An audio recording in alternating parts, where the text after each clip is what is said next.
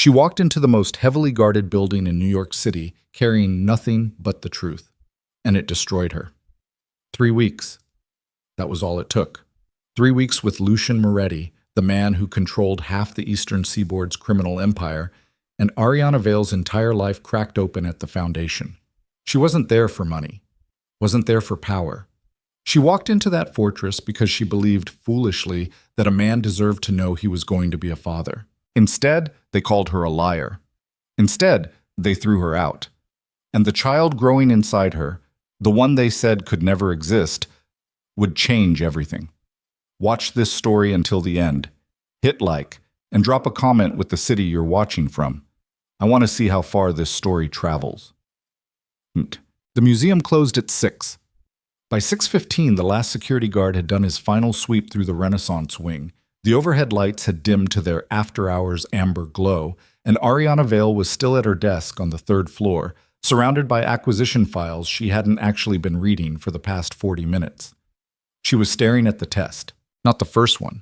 The first one she'd thrown in the trash at the pharmacy 2 blocks away, standing in the narrow aisle between the cold medicine and the vitamins, hands shaking so badly she'd knocked an entire row of cough syrup off the shelf and hadn't stopped to pick it up. That one she'd convinced herself was faulty. Cheap brand. User error. Whatever explanation required the least amount of courage. The second one she'd bought at a different pharmacy, cash only. Hood up, like she was doing something criminal. She'd taken it in the single-stall bathroom at the back of a coffee shop on 54th, the kind of place with exposed brick and oat milk and jazz playing low enough that nobody paid attention to anyone else. Both lines appeared in under 90 seconds. Now she was on the 3rd, sitting under the cold light of her office, with the door locked and her phone face down on the desk. And the result was the same as it had been the previous 2 times and the previous 2 times before that. Positive. Ariana set the test down flat on the blotter next to her keyboard. She pressed both palms against the desk, breathed in through her nose, out through her mouth, the way her therapist had taught her 4 years ago during a different crisis that had felt unsurvivable at the time and now seemed almost quaint by comparison. She was 31 years old. She had a master's degree in art history from Columbia, a position at the Whitmore Institute that she'd spent 6 years earning, and a studio apartment in the West Village that she loved, even though the radiator rattled from October through April. She had a younger sister who called too often, and a mother in Phoenix who called not enough, and a small, carefully constructed life that she had rebuilt from scratch after a previous relationship had left her with very little she recognized. And she had spent 3 weeks, 22 days to be exact, completely undone by Lucien Moretti. She hadn't known what he was. That was the truth she kept returning to, the one she kept pressing on like a bruise to check whether it still hurt. She'd met him at a private auction preview hosted by one of the Institute's major donors, a man named Gregor Vass, who collected both Flemish masters and dubious associations with equal enthusiasm. Lucien had been standing in front of a 17th century portrait of a Venetian merchant, the kind of painting most people glanced at and moved past. And he'd been studying it with the quiet, unsettling focus of someone who actually understood what he was looking at. She'd made a comment, something dry about the subject's posture, suggesting a man who wanted to appear powerful more than he actually was. Lucien had turned and looked at her for a long moment before the corner of his mouth moved, and he'd said quietly that in his experience, the two weren't mutually exclusive. She should have left it there. She didn't. He was tall and dark-suited and had the kind of stillness that didn't read as calm so much as coiled. His eyes were dark, nearly black in the gallery lighting, and they moved over everything in the room with the methodical attention of someone who was always, on some level, counting exits. She'd noticed that later, after she knew. At the time she'd read it as intensity, as focus, as the particular magnetism of a man who was fully, completely present in a way that most people weren't. His name meant nothing to her. Not then. She found out 3 days later, after the second dinner, when her friend Camille had grabbed her arm across a restaurant table and said, very carefully, "Do you know who that is?" and pulled up a photograph on her phone of Lucien Moretti exiting a federal courthouse, surrounded by lawyers, his face blank and unreadable above a charcoal suit.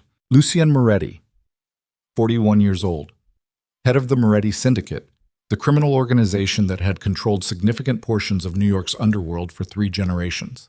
Suspected of no fewer than 6 federal offenses, charged with 2, convicted of none. Untouchable in every sense of the word, according to people who spent their careers trying to touch him. Ariana had looked at that photograph for a long time. Then she'd gone to the dinner anyway. She wasn't proud of that. She was aware of what it said about her judgment, her self-preservation instinct, her general grip on reality.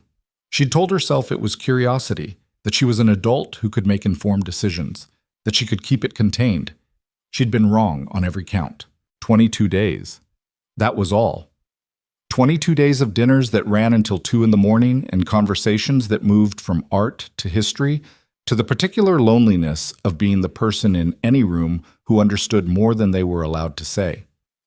22 days of Lucien Moretti, looking at her like she was something he was trying to figure out, and her looking back with the growing, terrifying certainty that she already had figured him out. And what she'd found was nothing like what she'd expected. He was brutal in his business. She didn't pretend otherwise. She'd read enough by then. News archives, court documents, the careful hedge-everything reporting that surrounded anyone in his position to understand exactly what his world involved. He didn't hide it from her either, not entirely. When she'd asked him once, directly, whether he'd ever hurt someone, he'd looked at her without flinching and said yes. Just that. Yes. And waited to see what she'd do with it. She hadn't run. She still didn't fully understand why. What she understood, sitting now in her locked office with a positive pregnancy test on her desk, was that she had let herself fall in love with a man who existed in a world that would chew her apart, and now she was carrying his child, and he didn't know. And she had absolutely no idea what came next. Her phone buzzed. She flipped it over. Her sister. Of course. She let it ring. Oh, Chum. She told Bianca 2 days later, on a Sunday morning in Bianca's cramped Astoria kitchen, over coffee that neither of them drank. Bianca was 26 and worked in pediatric nursing and was constitutionally incapable of keeping her face neutral, which meant Ariana watched every stage of the revelation cross her sister's expression in real time. The shock, the calculation, the very specific way Bianca's eyes went flat when she was suppressing her first reaction in favor of a more careful one. Lucien Moretti, Bianca said. Yes, the Lucien Moretti. There's only one. Bianca wrapped both hands around her mug and stared at the table. Ari, I know. That man has been in front of a federal grand jury twice. I know. He runs a criminal organization that has been connected to, Bianca. Ariana's voice came out harder than she intended. I know who he is. I'm not asking you to approve of the situation. I'm telling you what's happening. Bianca looked up. What are you going to do? I'm going to tell him. The silence that followed was its own kind of answer. You think that's smart? Bianca said finally, and it wasn't quite a question. I think he deserves to know. Ariana pressed her thumbnail against the edge of the mug. Whatever he is, whatever his world is, he deserves to know there's a child. And if he doesn't react the way you're hoping, Ariana looked out the kitchen window at the gray November sky. Then I'll know. And I'll figure out the rest from there. Bianca was quiet for a long moment. Then she reached across the table and put her hand over Ariana's. Didn't say anything, just held on. Todd. The Moretti Syndicate's primary operations hub was a building in Midtown that publicly presented itself as a private equity firm called Veritas Capital Management. It had a lobby with marble floors and a security desk staffed by men who were dressed like receptionists but moved like something else entirely. Ariana had looked the address up. Had stood outside on the opposite sidewalk for almost 20 minutes before she convinced her feet to cross the street. The man at the front desk had light eyes and a jaw like poured concrete, and he'd looked at her the way people look at things that aren't supposed to be there. I'm here to see Lucien Moretti, she'd said, and her voice only wavered slightly on his name. Mr. Moretti isn't available for unscheduled visits. My name is Ariana Vale. Tell him that name. The man's expression didn't change, but something behind his eyes shifted. He picked up the phone without looking away from her, spoke quietly, listened, set it down. Someone will be with you shortly, he said. She'd expected Lucien, she'd prepared for Lucien. She'd rehearsed in the mirror that morning some version of the words she needed to say. Not a speech, just enough of a structure to hold herself together when she said them. The woman who appeared from the elevator was not Lucienne. Isabella Moretti was 63 years old and looked like a Renaissance portrait given breath and malice. She was impeccably dressed in a dark wool suit, silver hair swept back, posture so precise it seemed architectural. She looked at Ariana with the particular attention of a woman who had spent her entire life assessing threats. Ms. Vale, her voice was low, accented faintly with something old world and impossible to pin down. My son is occupied. I'll handle this. I need to speak to Lucian directly. I'm sure you do. Isabella crossed the lobby toward her, unhurried, and gestured toward a small seating area near the window. Shall we sit? Ariana didn't move. I'm not here to sit with you. I'm here to speak to... My son knows you're here. Isabella's eyes moved over her with the efficiency of a security scanner. He sent me instead. I suggest you take that as the communication it is. Something cold moved through Ariana's chest. She sat. Isabella took the chair across from her, set her leather bag beside her knee, and folded her hands in her lap with the patience of a woman who had won every room she'd ever entered. You were with my son for a brief time this past autumn, Isabella said. Not a question. 3 weeks. 3 weeks. Isabella repeated it with a slight tonal emphasis that managed to communicate volumes without actually saying anything. And now you're here, in our building, asking to see him. I'm pregnant. She said it flat, without preamble, because she'd found in the 24 hours since she'd made this decision that cushioning it only made her feel weaker.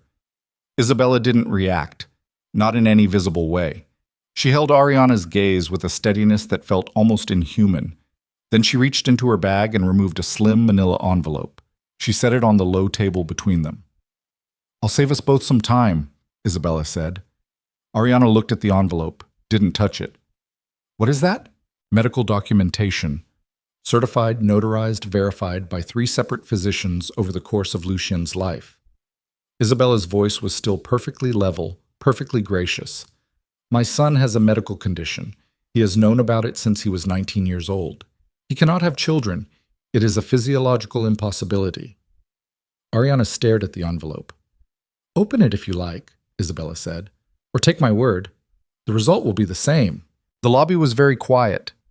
Somewhere above them, in the elevator shaft or the building's bones, something clicked and settled. I'm telling you the truth, Ariana said. Her voice sounded strange to her own ears, like it was coming from slightly outside her body. I'm certain you believe that. I'm not. This isn't a scheme. I'm not here for money. I don't want anything from... What you want and what is true are separate matters. Isabella's tone didn't shift even slightly. What is true is that my son cannot father a child. What is also true is that you are here, in our building, making a claim that is medically impossible. She paused. I'll let you draw your own conclusions about what that suggests. Ariana felt the heat rising in her face. She pressed it down hard. I want to speak to Lucien. My son is a busy man. Isabella picked up her bag from the floor, an unhurried gesture that served as a period at the end of a sentence. He's also a man who spent the better part of his adult life accepting a painful diagnosis with considerable dignity. I won't have that weaponized against him. She stood. I think we're done here, Ms. Vale. We're not done. The men near the door will escort you out. Isabella looked at her one final time, and the expression in her eyes wasn't cruelty exactly. It was something older and colder than that. Something that had decided, long ago, that certain situations required being ended rather than resolved. I'd advise you not to come back. She was halfway to the door, cheeks burning, eyes dry in the particular way that meant they were storing up for later when the elevator chimed behind her. She turned. Lucien Moretti stepped into the lobby. He was in a dark shirt, collar open, no jacket. He looked like he'd been working, or not sleeping, or both. He looked exactly the way he had at 2 a.m. 3 weeks ago. No, 5 weeks ago now. Time had done something terrible and elastic since then. He looked at her, and there was a long moment where his expression held something that might have been a dozen different things, and she couldn't read any of them. Ariana. Just her name. Like he was checking that she was real. Lucien. She took a step toward him, away from the door, away from the men who had been moving into position. I need to talk to you, privately, please. He looked past her. At his mother, she realized. She didn't turn to see what passed between them in that look. She kept her eyes on his face. "My mother told you," he said. It wasn't a question either. "She showed me a file. I don't care about the file." Something shifted in his jaw, a tightening. "Then what do you care about?" "I'm pregnant, Lucien." She said it again, same as she'd said it to Isabella, no cushioning. But this time her voice cracked on his name and she hated herself for it, hated how much ground it gave up. 12 weeks. I've seen the doctor. I have the scan if you need to. Stop. His voice had gone to somewhere flat and careful, the place she recognized from the early dinners when he'd been managing how much of himself was visible. Just stop. I'm not lying. I have a condition. I know what she told me. I'm telling you what I know. She took another step toward him, close enough now that she had to tilt her head back slightly to hold his gaze. I have not been with anyone else. Not before you, not since you. What I'm carrying is yours. I'm not asking for anything. I just thought you deserved... Ariana. His voice was quiet and terrible. Think about what you're saying. Think about where you're saying it and what you're asking me to believe. I'm asking you to believe me.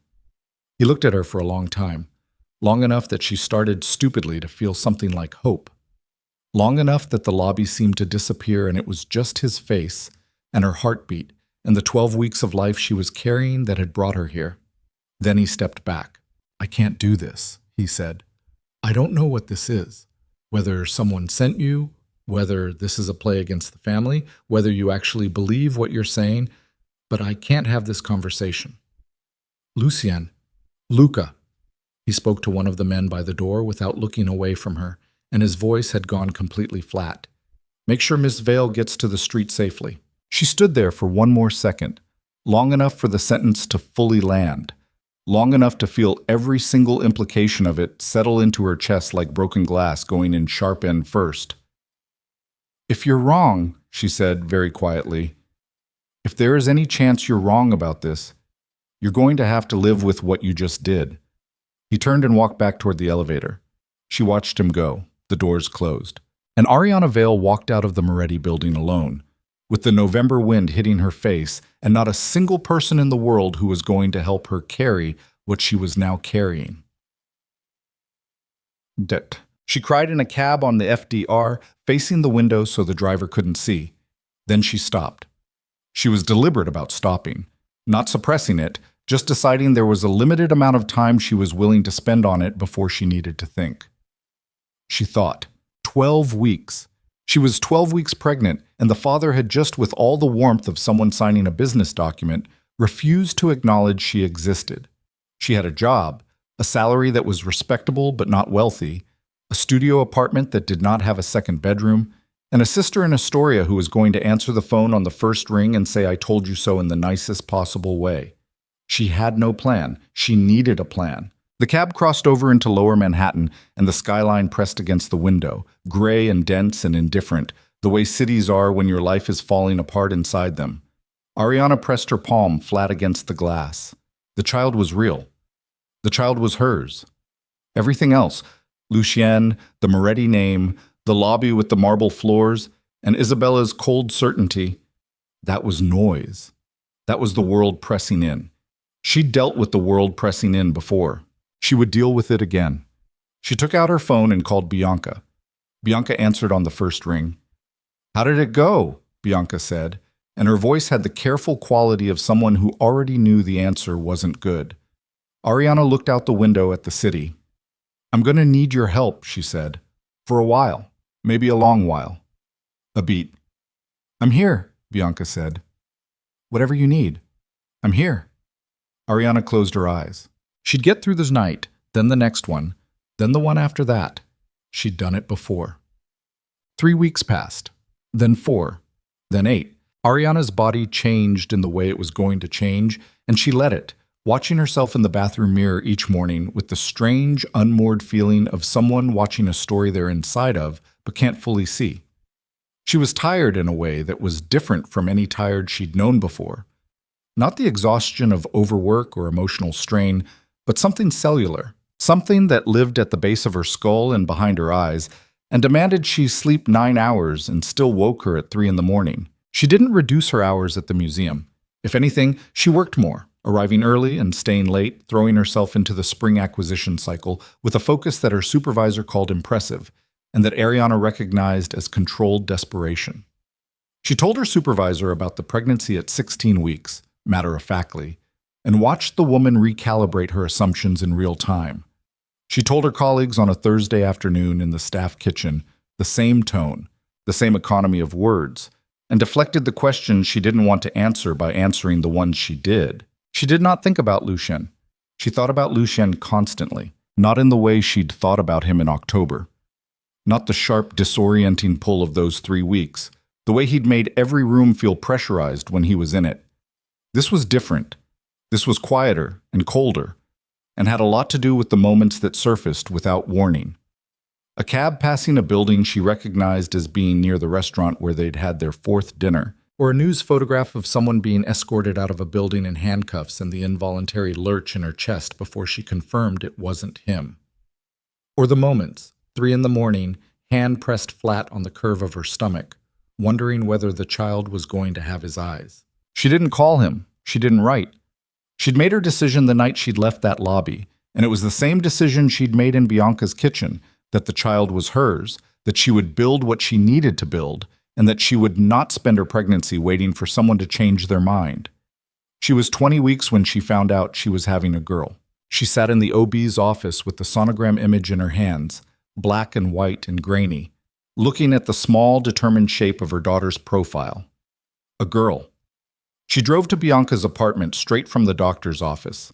She let herself in with the spare key and sat down on Bianca's couch without taking off her coat. Bianca came in from the kitchen with 2 cups of tea, took one look at Ariana's face, and sat down next to her. Ariana showed her the sonogram.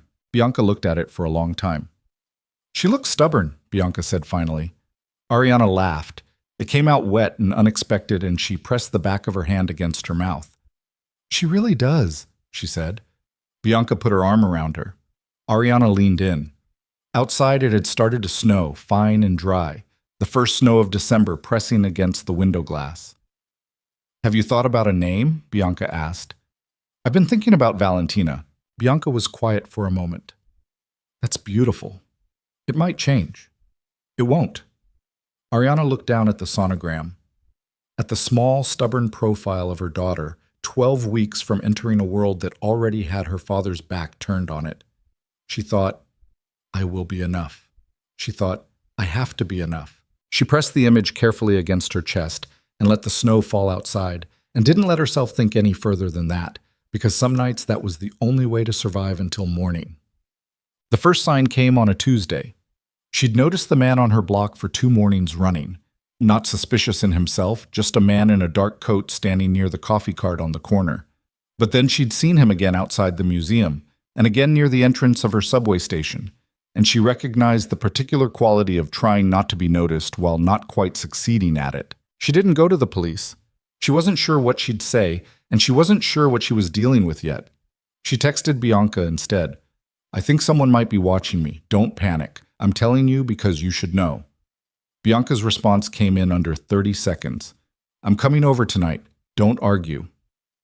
She didn't argue. The man wasn't there the following morning, or the morning after that. She told herself she'd been paranoid, that pregnancy was doing things to her vigilance settings, that not every man in a dark coat was a surveillance operative working for a crime family. She told herself that. But she checked her locks twice before bed for the next 2 weeks, and she started paying attention to which cars were parked on her block for more than 1 day in a row, and she memorized the face of every man she didn't recognize who looked at her for more than a beat too long. She was 6 months pregnant, and someone in the Moretti organization knew where she lived. She didn't know yet whether that meant she was being protected or being watched. She wasn't sure there was a difference. And 3,000 miles of emotional distance away, in the top floor office of a building in Midtown Manhattan, Lucien Moretti sat behind a desk and looked at the photograph his private investigator had handed him that morning. A grainy, long-lens shot of a woman coming out of a medical building on 68th Street, unmistakably, visibly pregnant, and felt something crack open in the center of his chest that he didn't yet have a name for. He set the photograph down. He looked at it for a long time. His mother had told him. His mother had shown him documents. His mother had managed, as she managed everything, with precision and finality, and he had believed her the way he had always believed her, because believing her was the foundational architecture of everything he knew about himself. But the photograph was there, and the date on the medical building's sign matched the timeline exactly. And the look on Ariana Vale's face in that grainy, distant image. He'd seen that face in close-up for 22 days, and what he saw on it now was not the calculation of a woman running a con. It was the exhaustion of a woman carrying something alone that was never supposed to be carried alone. He picked up his phone. He put it down. He stood up from the desk and walked to the window and looked out at the city below.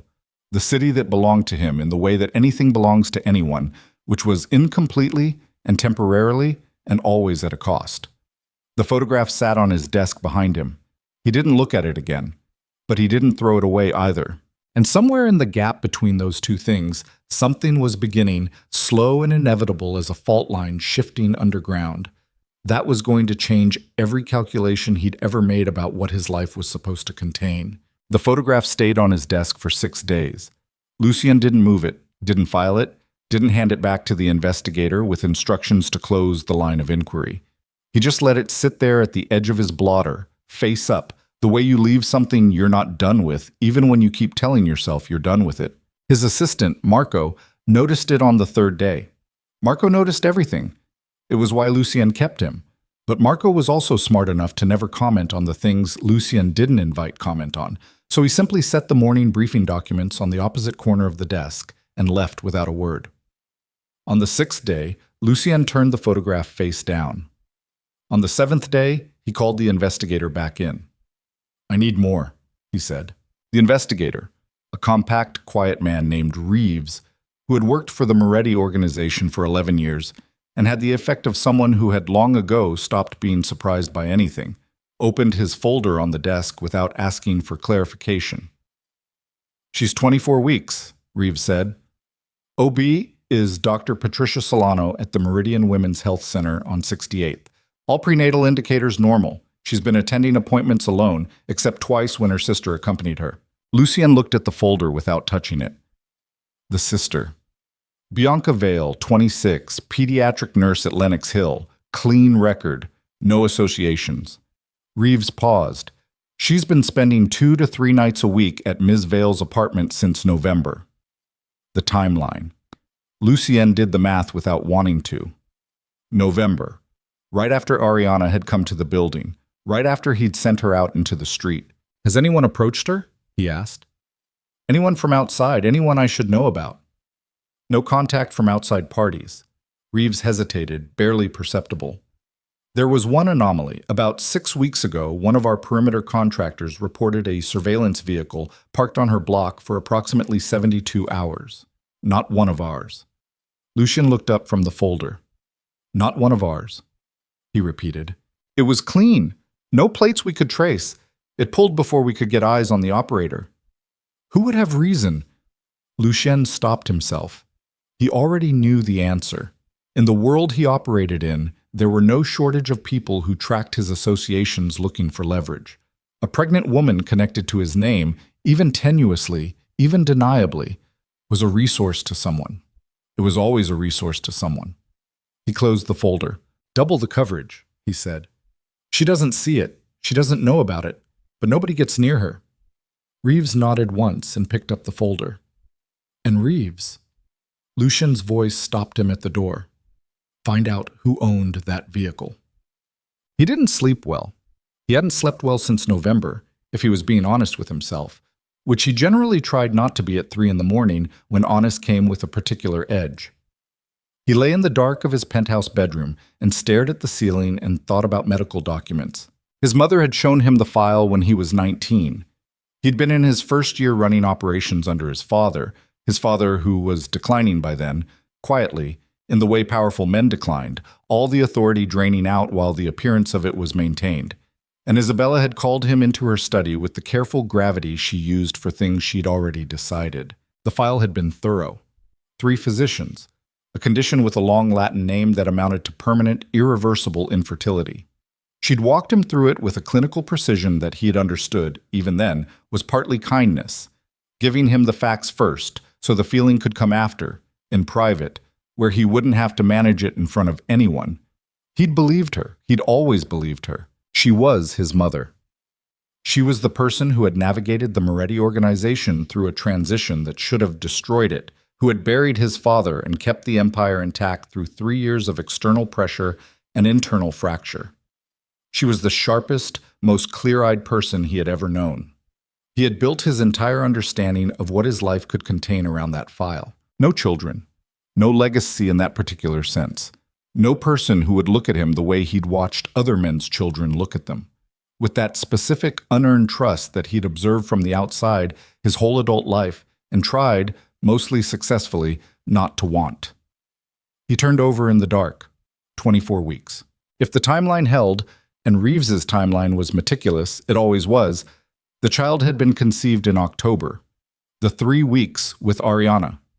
22 days of something that he had shut down and filed away because he was a man who did what was necessary, and what was necessary had been to end it before she got close enough to the center of his life to get hurt by it. He told himself it was protection. He still wasn't sure that was wrong.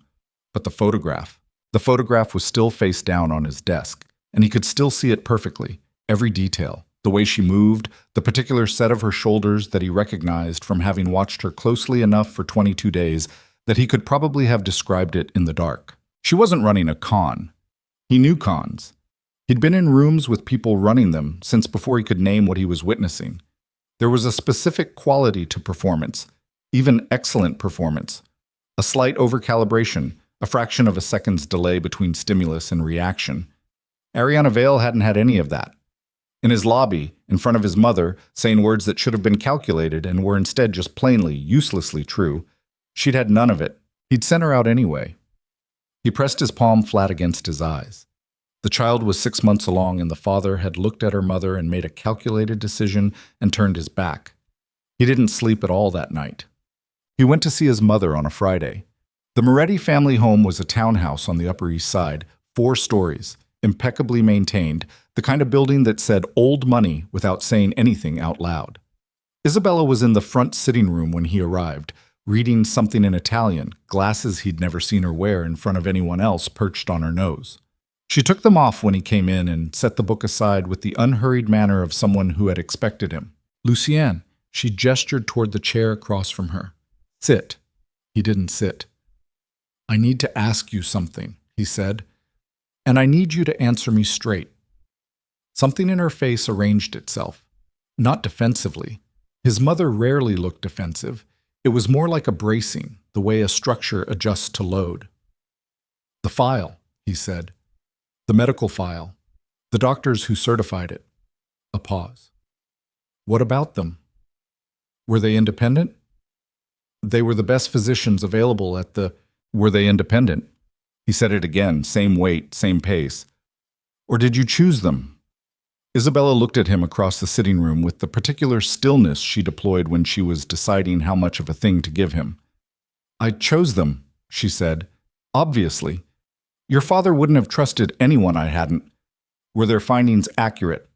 The silence that followed was 3 seconds long. He counted them. "Lucienne, were their findings accurate?" She set her glasses on the side table.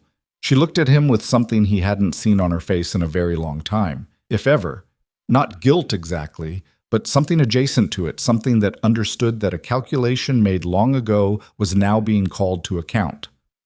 "I made a decision," she said, "that was in the best interest of this family." The room went very quiet.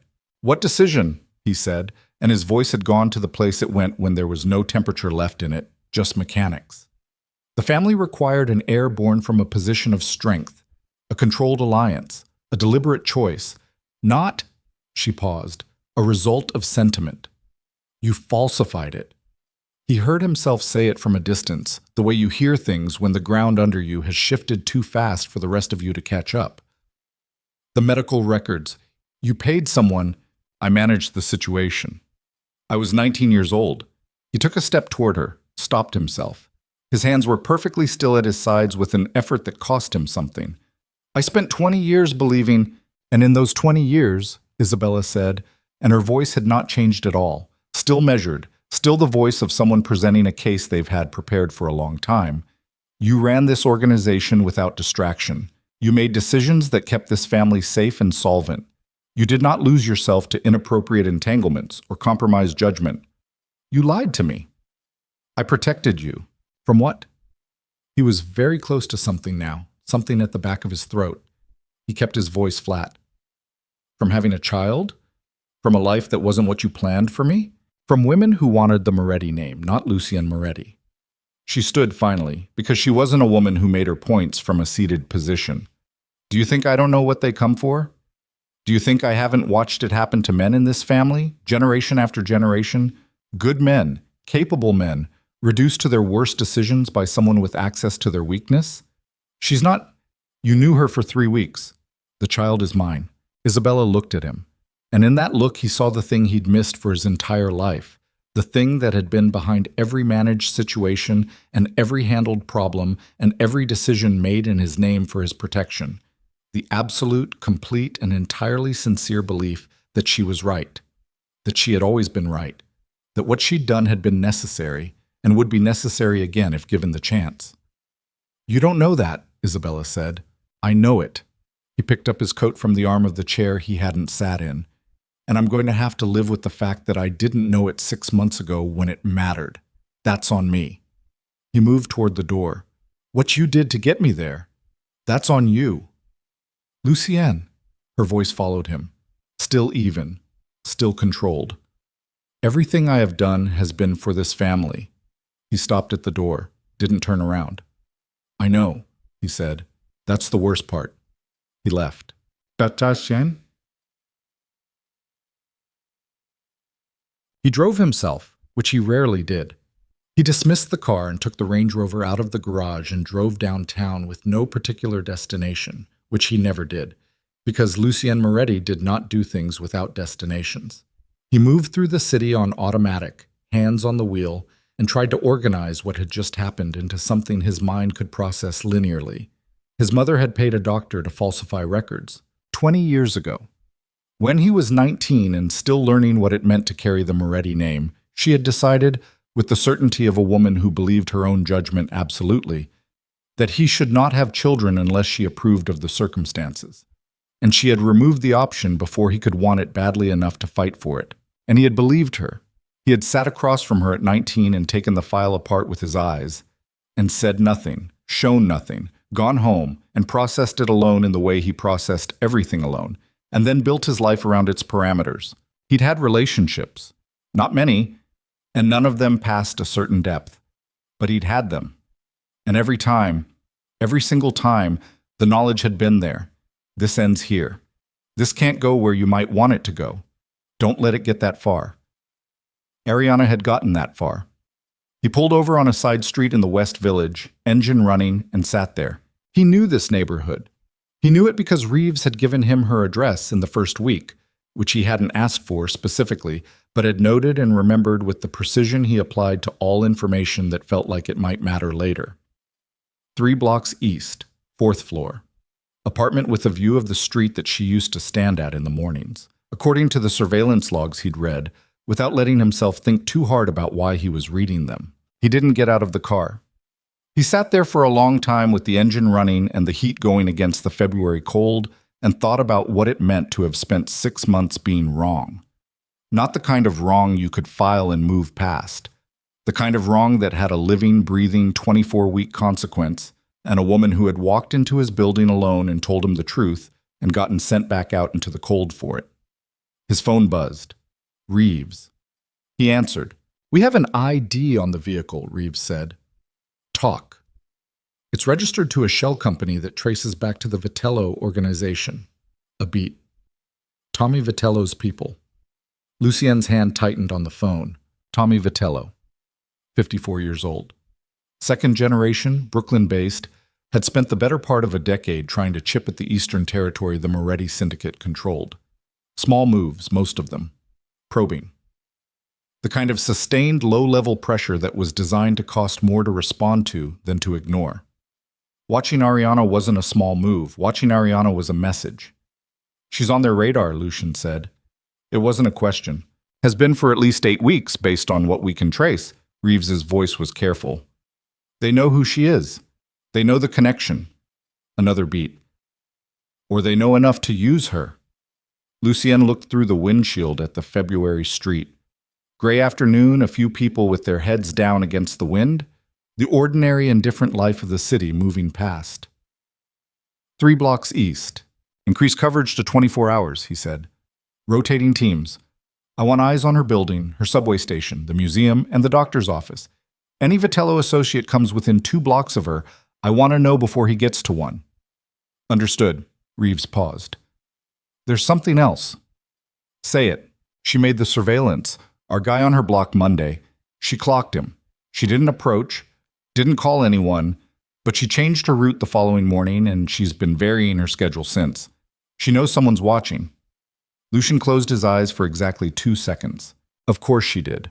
Of course Ariana Vale, who moved through rooms with the careful attention of someone who had learned early that things could turn on you without warning, had noticed. Of course she was now walking through her days with the added weight of not knowing whether the attention was protective or predatory. He had done that. He had put her in that position. Not just the one she was in right now, but all of it, the whole architecture of it, by sending her out of his building 6 months ago with nothing. He ended the call. He sat in the car for another minute. Then he opened his contacts and found a name he hadn't used in 8 months and pressed call. A woman answered. Sharp voice, no greeting. I need a favor, Lucien said. Personal, unrelated to the organization. A pause. Those are my favorite kind. What do you need? A name, the best private security consultant in the city for personal protection. Discreet, unconnected to anyone I know. Another pause, longer. Personal protection for who? Lucien looked out the window at the street. Someone who shouldn't have to wonder, he said, whether she's safe. He was in his office at 9:30 that night when Marco knocked and opened the door without waiting, which he only did when something had moved above the threshold of normal urgent into the other category. Reeves just called, Marco said. There's been a development. Lucien looked up from the contract he wasn't reading. A woman came into the Whitmore Institute this afternoon asking for Ariana Vale, Marco said.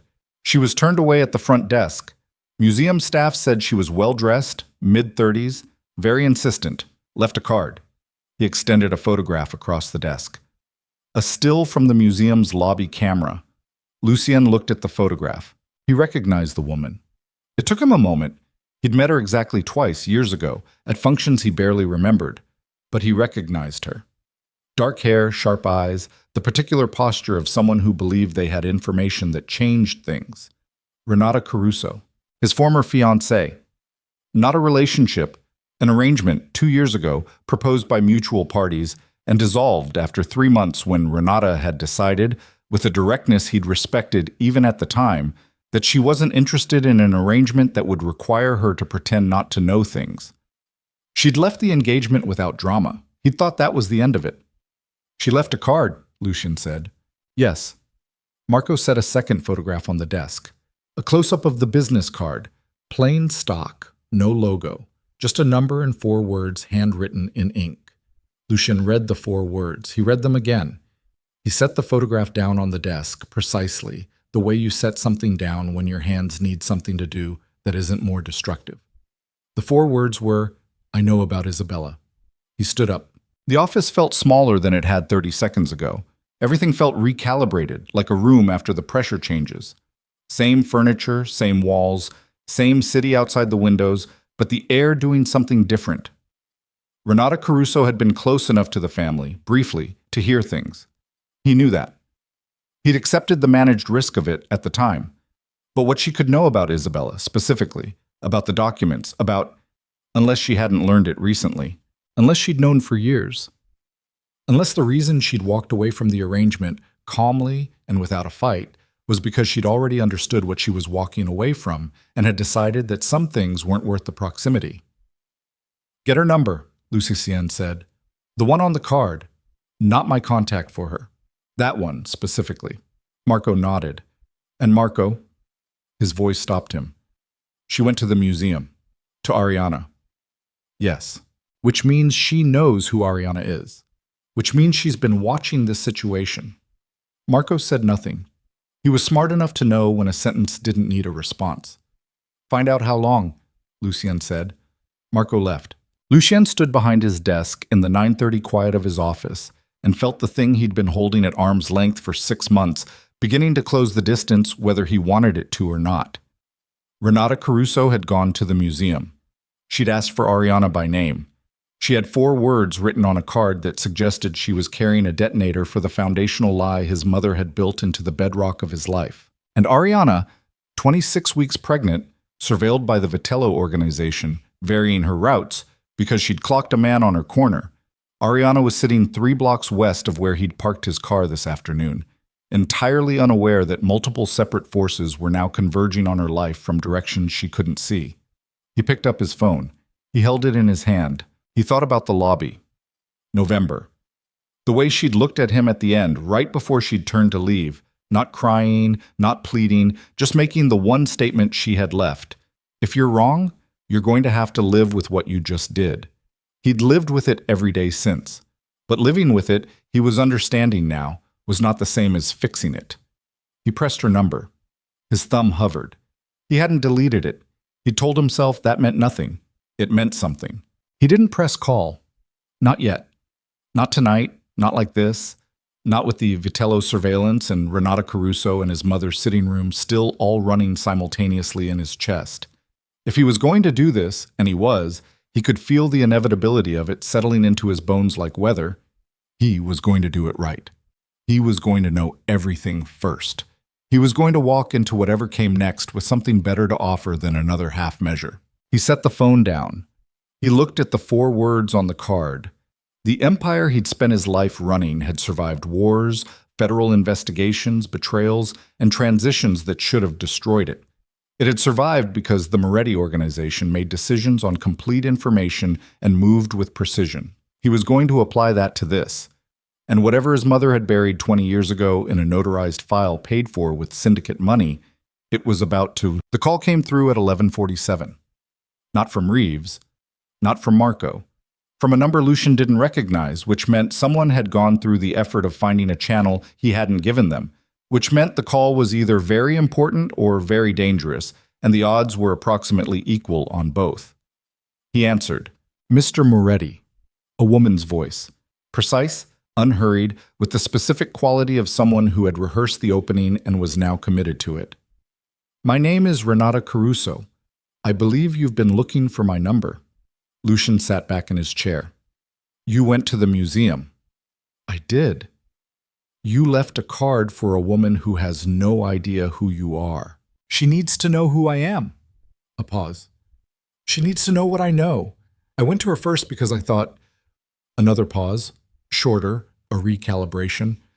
I thought it might be easier coming from someone who wasn't connected to your world. I was wrong about that. So now I'm calling you. Talk, he said, not on the phone. Then when? Tomorrow morning, 8 o'clock. The coffee shop on 51st and Lex, the one with the green awning. Come alone. Another beat. I know you won't come alone, but come without anyone I'll be able to see. That's the version of alone I'm asking for. He looked at the photograph of her on his desk. Sharp eyes. A woman who had sat across from Isabella Moretti at a formal dinner table and smiled and held her cards for 2 years before she walked. I'll be there, he said. She hung up without a response. He was there at 7:50. The coffee shop was narrow and warm, the kind of place that had been there since before the neighborhood changed and had survived by being invisible to the type of people who changed neighborhoods. 2 men from Reeves's team were stationed outside, one at the corner, one across the street, in exactly the configuration Renata had predicted and requested he conceal. He ordered black coffee and took the table at the back with his chair against the wall, which he always did, everywhere, without thinking about it anymore. Renata arrived at 8:02. She was exactly as she'd looked in the lobby camera photograph, put together in a way that was professional rather than performative. Dark coat, no jewelry except small gold earrings, carrying a bag that was practical enough to suggest she'd thought about what she needed to bring. She scanned the room when she came in, found him, and walked to the table without stopping at the counter. She sat down across from him and put the bag on the table and looked at him with the directness of a woman who had been waiting to have this conversation for long enough that the anxiety had burned through and left something cleaner on the other side. "You look like you haven't slept," she said. "You didn't ask me here to discuss my sleep." "No." She unzipped the bag and removed a manila folder, not unlike the one Isabella had produced in his lobby 6 months ago, and the similarity was not lost on him, and set it on the table between them. "I've been holding this for 2 years," she said. "I want you to understand that I didn't sit on it out of malice. I sat on it because I wasn't sure it was my place. And then I heard about Ariana Vale, and I understood that my place or not, staying quiet was going to cost someone something they couldn't afford to lose." He looked at the folder. "Where did you get it?" "From your mother's private physician, Dr. Emil Hartmann. He retired 18 months ago, moved to Portugal, and apparently decided that distance made confession easier." She held his gaze. "He reached out to me. I had spent 3 months in your family's orbit. He knew me by name, knew I'd left the engagement. He said he'd been carrying something and he needed it to go somewhere it could do something useful." "Hartmann," Lucien said. "He was the primary physician, the one who signed the original documentation." She touched the edge of the folder but didn't open it. The other two were brought in later to corroborate. Hartmann wrote their reports. They signed without reviewing. He paid them from an account that traces back to my mother. "To your mother." She slid the folder across the table toward him. He opened it. The documents inside were thorough in the way that damning things always were. Not dramatic, just dense. Financial transfers. A correspondence chain between Hartmann and Isabella, some of it formal, some of it not, spanning from the year Lucien was 19 to the year Renata had entered the picture and then, notably, picked up again after Renata left. Letters in his mother's handwriting that were careful enough to be deniable in most contexts, but were, in context, perfectly clear. And at the back, a single notarized statement from Hartmann himself, signed and witnessed in Lisbon, stating in flat medical and legal language that the fertility assessment he had provided for Lucien Moretti in the relevant year had been falsified at the direction and financial arrangement of Isabella Moretti, and that to his knowledge the subject had no such condition. Lucien read it twice. He set it down. He picked up his coffee, which had gone lukewarm, and drank half of it because he needed something to do with his hands that wasn't putting them through the table. "She did it again," Renata said quietly. "When I came into the picture. That's in the correspondence. She contacted Hartmann again, asked him to confirm the original records were clean, told him there was a woman who might ask questions. You were asking questions. I had a right to know what I was walking into." Renata's voice didn't waver. "I found out about the falsification 4 months into the arrangement. I didn't tell you because I didn't know you well enough to predict what you'd do with it, and I had no interest in being in the room when it detonated." She paused. "I was selfish. I know that." "You walked away." "I walked away." He looked at her across the table. "Why now? Why Ariana specifically?" Renata looked at the folder, then back at him. "Because she's 26 weeks pregnant and alone, and someone from the Vitello organization has been watching her building." She let that land. "Yes, I know about that too. I have sources that overlap with yours in some areas." She folded her hands on the table. "And because your mother knows about the pregnancy. She's known for weeks. And the reason I'm sitting across from you in this coffee shop at 8 in the morning, instead of still waiting for the right moment, is that 3 days ago, Hartmann called me from Portugal and told me he'd received a visitor." Lucien went still. "Someone connected to the Moretti organization," Renata said. "He didn't know the name, but the message was clear enough. The original records needed to stay buried. There were financial incentives attached, and a reminder that Hartmann had a daughter in Lisbon and a practice that was still technically active. The coffee shop around them continued its morning business. Espresso machines, low conversation, the ordinary noise of the city's indifference.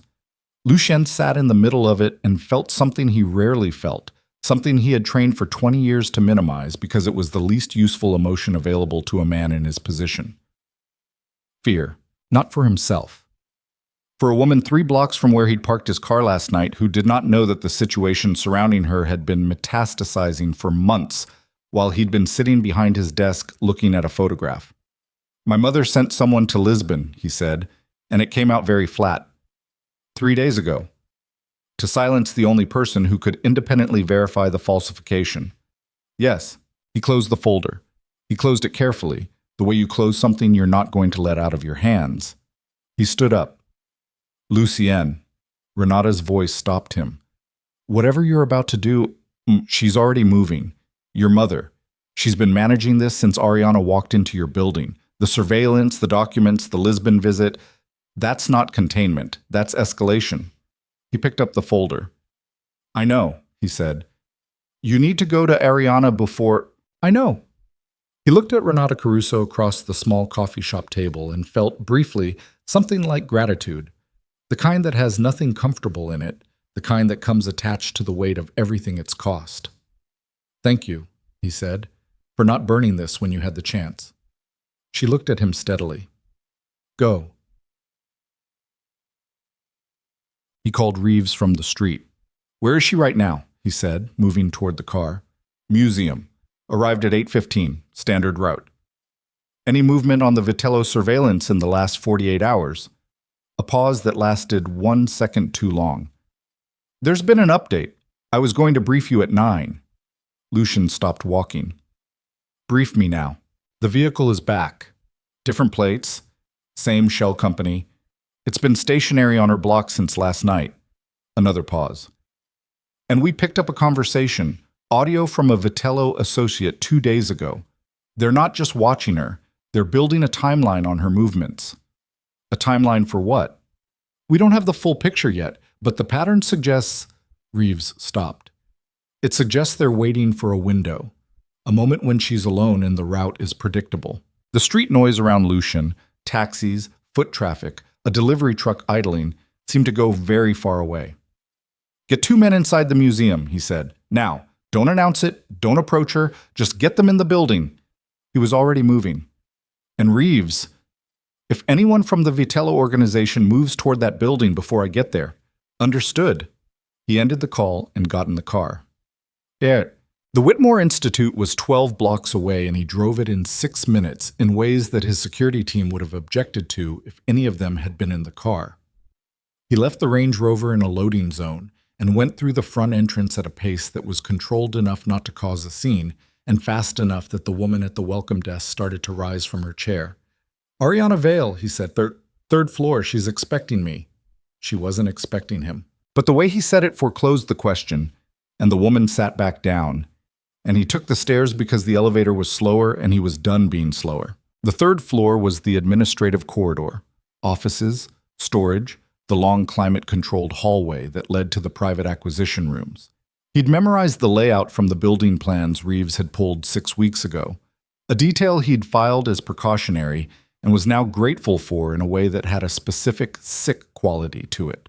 He found her office at the end of the hall, door half open. He could see her through the gap, sitting at her desk, turned toward her monitor, reading something, a pencil in her hand that she was tapping against the edge of the desk in the unconscious rhythm of concentration he recognized from 22 days of close attention. She was very visibly pregnant in a way that photographs had not fully prepared him for. He pushed the door open. She turned. The pencil stopped. The silence between them lasted approximately 4 seconds and contained approximately 4 months of everything that hadn't been said, and the expression on her face moved through shock, and then something harder, and then settled into a controlled blankness that he recognized as the thing people deployed when they needed to not feel something in front of someone who had already cost them too much. You need to leave, she said. I need 5 minutes. You need to leave my office, Lucien. Ariana. He stepped inside and closed the door behind him, not all the way, just enough. I know this is the last thing you want right now. I know I don't have standing to be here, but there are people watching you. I know about the people watching me. Her voice was level, but her hand had tightened around the pencil. I've known for weeks. You don't know all of it. He crossed to the chair across from her desk and sat down without being invited, because standing over her felt wrong, and he needed to be at her eye level for this. The surveillance on your building, it's not mine. She looked at him. I thought it was yours. Part of it is mine. He said it without softening it because she deserved facts, not management. I put coverage on you in February when we identified an outside interest. The vehicle on your block right now, different organization, people who have spent 10 years trying to find leverage against my family. Something moved across her face. Not fear exactly. Ariana Vale processed things differently than fear, he'd learned that. But a recalibration, a rapid internal adjustment. They're using me, she said. Not a question. They're building a picture of your movements, waiting for a window. She set the pencil down, flat, deliberate. What kind of window? The kind that ends a conversation permanently. He held her gaze. I'm not saying this to frighten you. I'm saying it because you need to make decisions today and you need the full information. She looked at him for a long moment. Her hand moved, almost involuntarily, he thought, to rest on the curve of her stomach. A protective gesture. Unconscious. Why are you here? She said. Not in general. Today. Why today? He put Renata's folder on the desk. She looked at it, didn't touch it. My mother falsified the medical records, he said. I confronted her last week. She confirmed it. There's independent documentation in that folder, a signed statement from the physician she paid. The condition I was told I had at 19 does not exist. It never existed. She manufactured it. The silence that followed was a different quality than the previous ones. This one had weight. Ariana looked at the folder. 20 years, he said. She altered the course of my life, and I believed her because she was my mother, and I had no reason not to. And then you came to my building and told me the truth, and I looked at you, and He stopped. I made the worst decision I've ever made, and I have made decisions in my life that I will answer for. But that one, he stopped again. I'm sorry, that's not enough.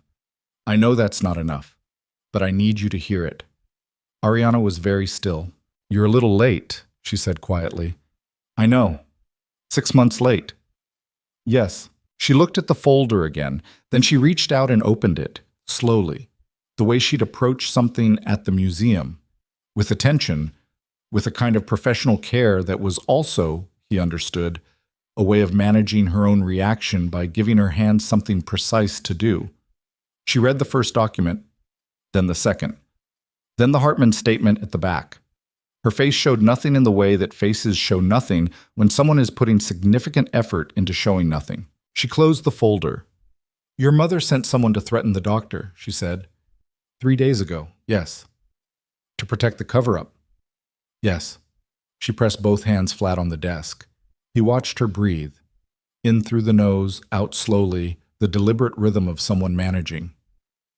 So the woman who called me a liar in your lobby, who told me your medical records made my pregnancy impossible, knew the records were false when she showed them to you. Ariana closed her eyes. He waited. She opened them. Get out, she said. Ariana, I need you to get out of my office for 5 minutes. Her voice had gone somewhere very tight and very controlled. I need 5 minutes, please. He stood. He moved to the door. He stopped with his hand on the frame. The men in your building right now, the ones near the lobby entrance and the stairwell, they're mine. They're not going to approach you, but they're not leaving. He looked back at her. Whatever you decide about me, whatever you need, the threat outside this building is real, and I'm not walking away from it. She didn't look at him. 5 minutes, she said again. He stepped into the hallway and pulled the door almost closed and stood with his back against the wall, listening to the museum's ventilation system hum, and waited. He heard nothing from inside the office for almost a full minute. Then he heard, very quietly, a sound that was short and involuntary and immediately suppressed, the sound of someone who has been holding something at the very edge of bearable for a very long time and has just had one more thing added to the weight. He put the back of his head against the wall and looked at the institutional ceiling and felt something move through him that had no clean name. Not guilt, because guilt was about the self, and this was bigger than that. Something that understood, bone deep, that the woman on the other side of that door had carried 6 months of this entirely alone because he had failed her when it mattered. He was going to have to earn every single inch of whatever came next. He already knew that. He also knew that across the city, in the Moretti townhouse on the Upper East Side, his mother was already several moves ahead of him, had been for months, and the thing she'd sent someone to Lisbon to protect was not going to stay protected. Because Renata Caruso had the folder, because the documents existed, because 20 years of managed silence had a living, 26-week consequence with a heartbeat and a sonogram, and a woman who is going to walk out of this office in 5 minutes and need to make decisions that no one should have to make alone. His phone buzzed. Reeves. He answered immediately. The Vitello vehicle moved, Reeves said, and his voice had the specific quality of someone delivering information that has already started happening. 30 seconds ago. It's repositioned to the east side of the block. We have 2 associates on foot now. They're moving toward the museum's side entrance. Lucien pushed off the wall. Lock down the side entrance, he said quietly, already moving. Nobody in or out until I say. And Reeves, already on it. He pushed back into Ariana's office without knocking. She looked up from the desk, eyes red at the edges but dry, jaw set. We need to move, he said, right now.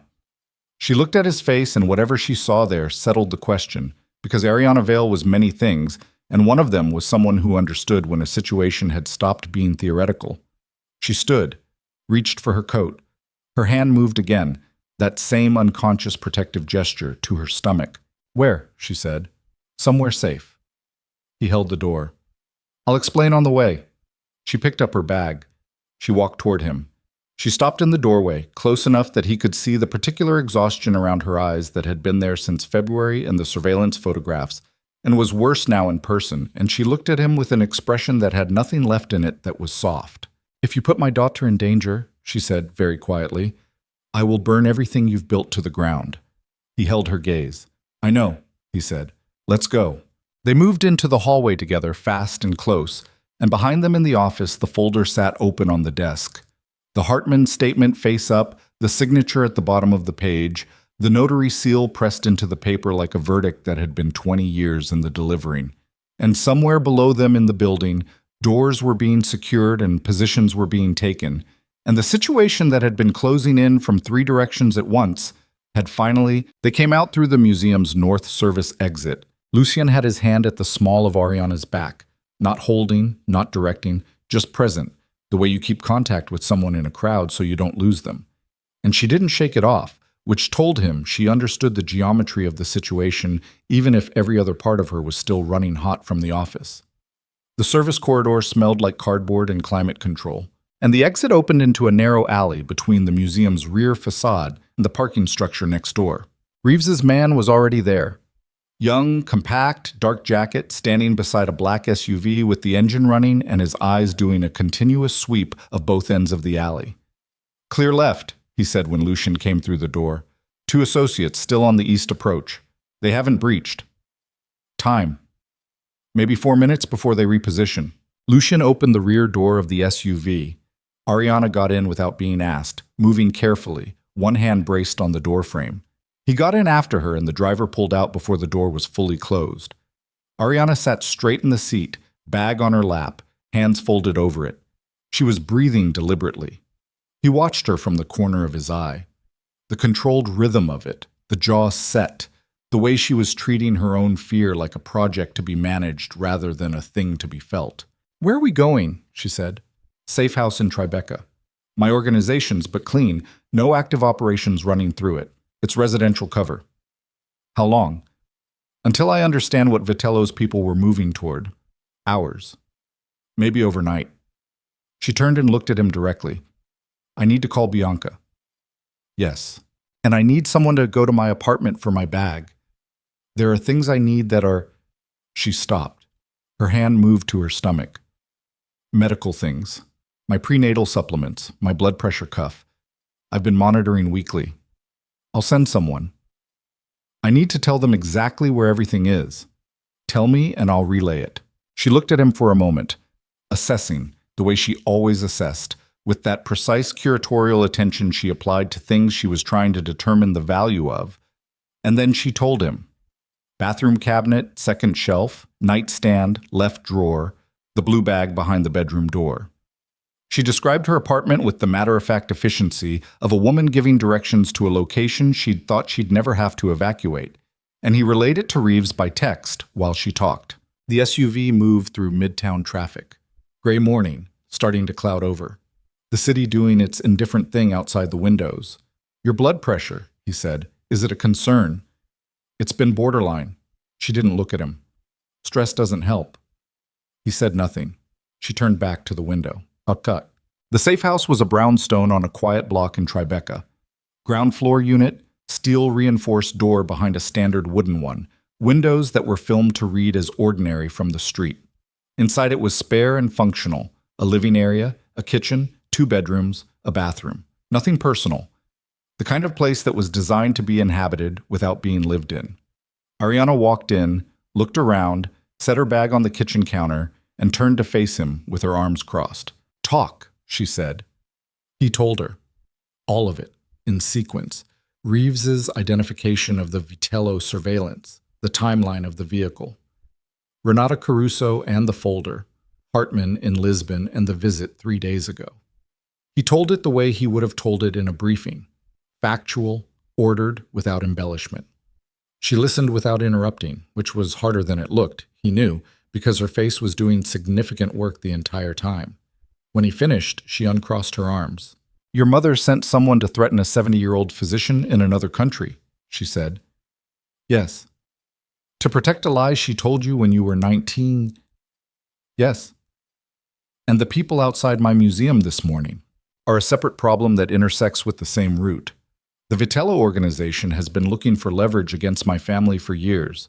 My connection to you, even the rumored connection, gives them a target. He held her gaze. That's my fault. Not intentionally, but the consequence is yours to carry, and that's mine to answer for. Ariana looked at the floor for a moment, then back at him. What happens now? I deal with Vitello, separately and finally. He said it without drama because it wasn't drama.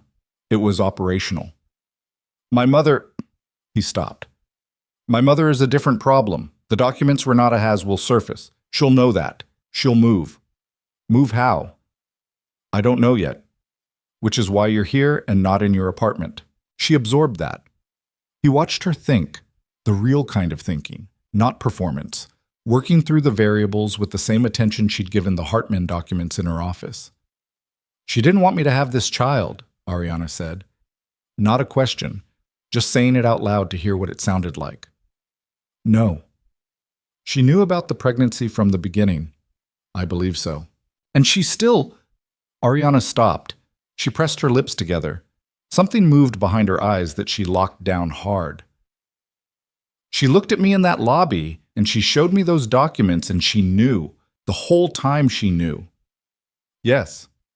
Ariana nodded once, slowly, the way you nod when you're not agreeing with something, but simply acknowledging that it exists and has to be dealt with. Okay, she said quietly. Okay. She picked up her phone and called Bianca. He stepped out of the living area to give her privacy and stood in the narrow kitchen, looking at his phone. 3 messages from Reeves in the last 10 minutes. He read them in order. First, Vitello Associates had withdrawn from the museum block. Repositioned to an unknown location. Second, a call intercepted from a Vitello burner. Fragmented, partial, but enough. They knew Ariana had left the building. They were looking for the vehicle. Third, his mother had called Marco's line 40 minutes ago asking Lucien's whereabouts. He stared at the third message. She was moving. He called Reeves directly. The Vitello withdrawal.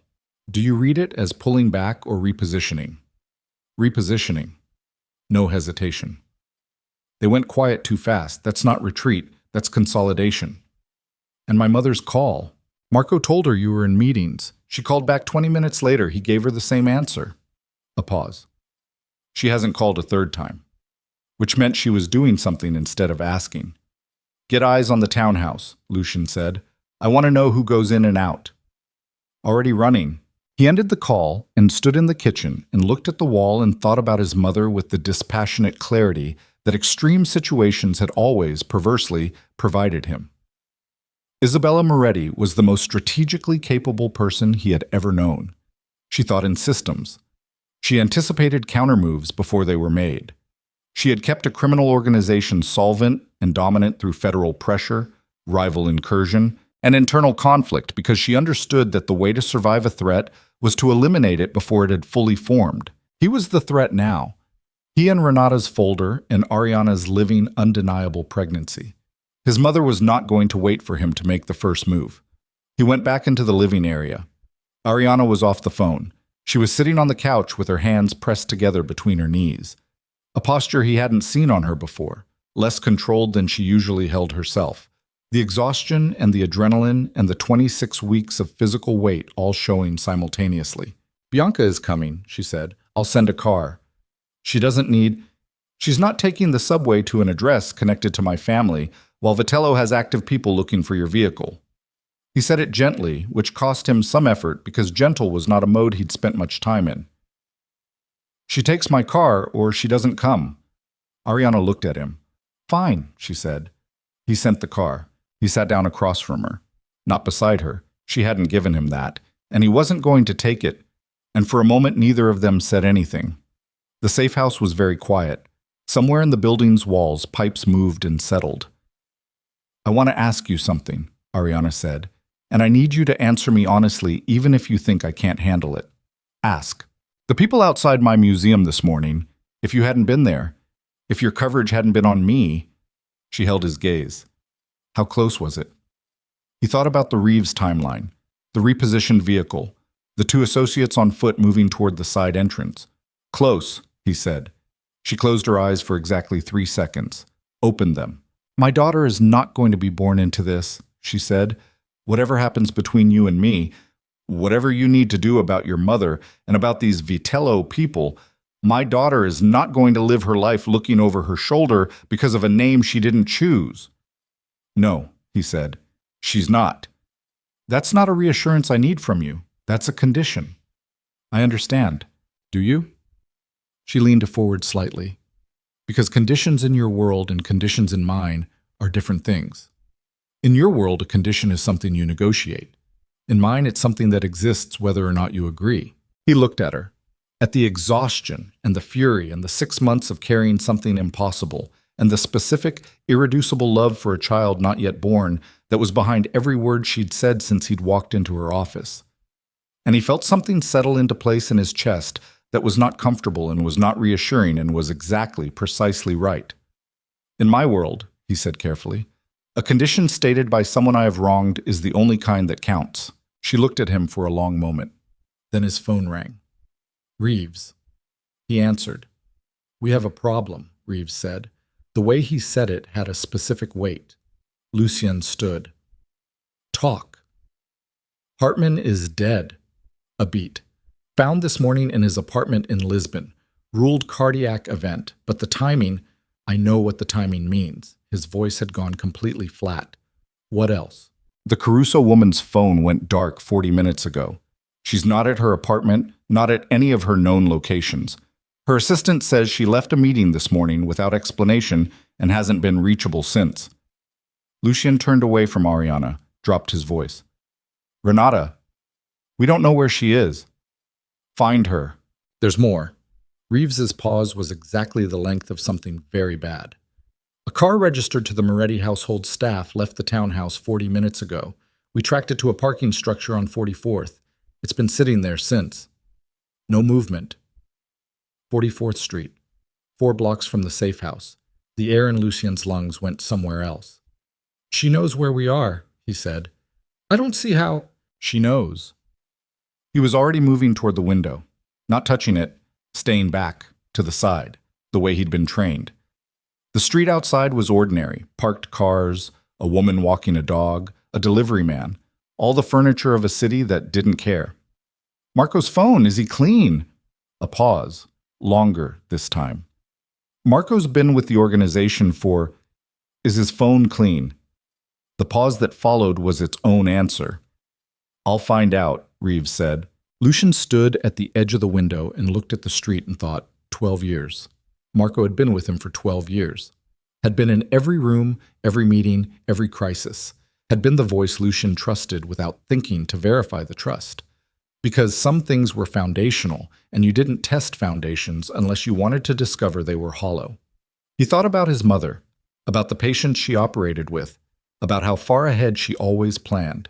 How long would it take, he thought, to turn someone who had been in your son's confidence for 12 years? How much would it cost? How would you frame it so that the person being turned believed they were doing the right thing? protecting the family, protecting the organization, protecting Lucian himself from a situation that threatened everything? Not long, not much. And you'd frame it as loyalty. Lucien, Ariana's voice behind him. She'd heard enough of the call to know something had shifted. Her voice was steady, deliberately, effortfully steady. What's happening? He turned around. She was standing in the middle of the safe house living room with her coat still on, one hand on the back of the couch, looking at him with the expression of a woman who needed the truth and was going to get it whether or not it was survivable. My mother knows we're here, he said. We need to move. Move where? I need to think. Lucien.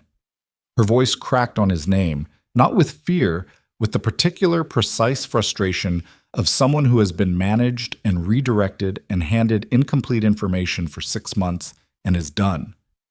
Tell me what is happening right now. He crossed to her, stood close enough that she had to tilt her head slightly to hold his eyes. My mother has someone inside my organization, he said. She knows this location. She has resources, and she is moving them, and I do not know exactly what she's moving toward, but I know her well enough to know she doesn't do anything without an endpoint in mind. Ariana absorbed this. And Vitello, she said. Vitello is a separate problem that is possibly about to become the same problem. She stared at him. Your mother and Vitello. My mother is pragmatic before anything else. He watched the understanding move across her face. Slow, and then fast, the way comprehension always worked, when the conclusion was something you didn't want to reach. An alliance of convenience, information in exchange for me, Ariana said. The word dropped into the room and sat there. She wouldn't, Ariana said. Her voice had gone very quiet. She's your mother. She wouldn't hand her own grandchild to... She doesn't accept that this child is her grandchild. He held her gaze through it. She never has. That's the entire architecture of this. If this child isn't real to her, then you are an asset to be traded, not a person to be protected. Ariana's hand went to her stomach. The gesture cracked something in him that he kept his face away from. We are leaving, he said. Right now. I have a location. Outside the city, no connection to the organization, nothing my mother has ever had access to. I need you to trust me for the next 2 hours. She looked at him. Her jaw worked. 2 hours, she said. 2 hours. She picked up her bag from the couch. He pulled out his phone to call for the car, and the window behind him exploded inward. Not a gunshot. Glass. And then a percussive crack. And then the smoke, gray and immediate, filling the room from the canister that skidded across the floor. Lucien had Ariana by the arm before the glass stopped falling, pulling her back toward the interior hallway, away from the windows, his body between her and the source. She didn't scream. She made one sharp sound, surprise, not panic, and then she was moving with him, fast, one hand locked in his, the other pressed against her stomach. Hallway, he said. Interior wall. Stay low. I can't exactly, she said, breathless. I know, just keep moving. The front door held, reinforced. It was going to hold for a minute, maybe 2. The smoke was thickening, acrid, the tear gas variety designed to disorient rather than incapacitate. Lucien's eyes were burning already. He pulled his jacket up over his nose, pushed Ariana's face against his shoulder. Don't breathe it. Turn your face. She pressed against him. He could feel her shaking. Not fear, he realized. Exertion. The physical effort of moving fast at 26 weeks with her lungs trying to process compromised air. He got to the rear bedroom. Interior. No windows. He pulled the door shut behind them. His phone. He had it out and Reeves was already calling. Reeves, who had heard the break and was tracking the situation. Rear of the building, Reeves said immediately. 2 on the back exit. We have 1 man engaging, but... A sound from the hallway. The front door. It hadn't held 2 minutes. It had held 40 seconds. Lucien put the phone in his pocket without ending the call. He looked around the room. The interior walls, the closet, the space under the window that was just barely above ground level and led to the building's utility access. He looked at Ariana. Her eyes were streaming from the smoke, jaw set, chest heaving, hand still pressed flat against her stomach. looking at him with an expression that was the most clearly terrified and the most clearly furious thing he had ever seen on a human face, and somehow, beneath both of those, something steely and entirely unwilling to yield. He went to the utility access panel in the baseboard, pulled it, tight, barely a crawl space, running along the building's foundation to the adjacent structure. He looked back at her. "I can't," she said. "Lucien, I physically cannot." "I know." He was already thinking through the next option. "Against the wall, left side, away from the door. If it opens, you go right, toward the closet. You stay behind me. There are two of them." "I know." "You don't have—" "I know." He didn't. He'd come to her office this morning and made a tactical decision to come minimally visible. No weapons on his body, no obvious security. A decision made for her comfort that was now going to cost them both. Footsteps in the hallway. Ariana pressed herself against the left wall. He positioned himself between her and the door, back to her, facing it. The door opened.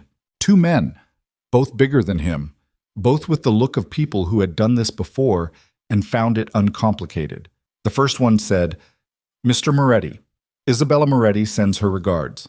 Lucien looked at the two men in the doorway, and behind him he could hear Ariana's breathing, ragged, controlled, furious.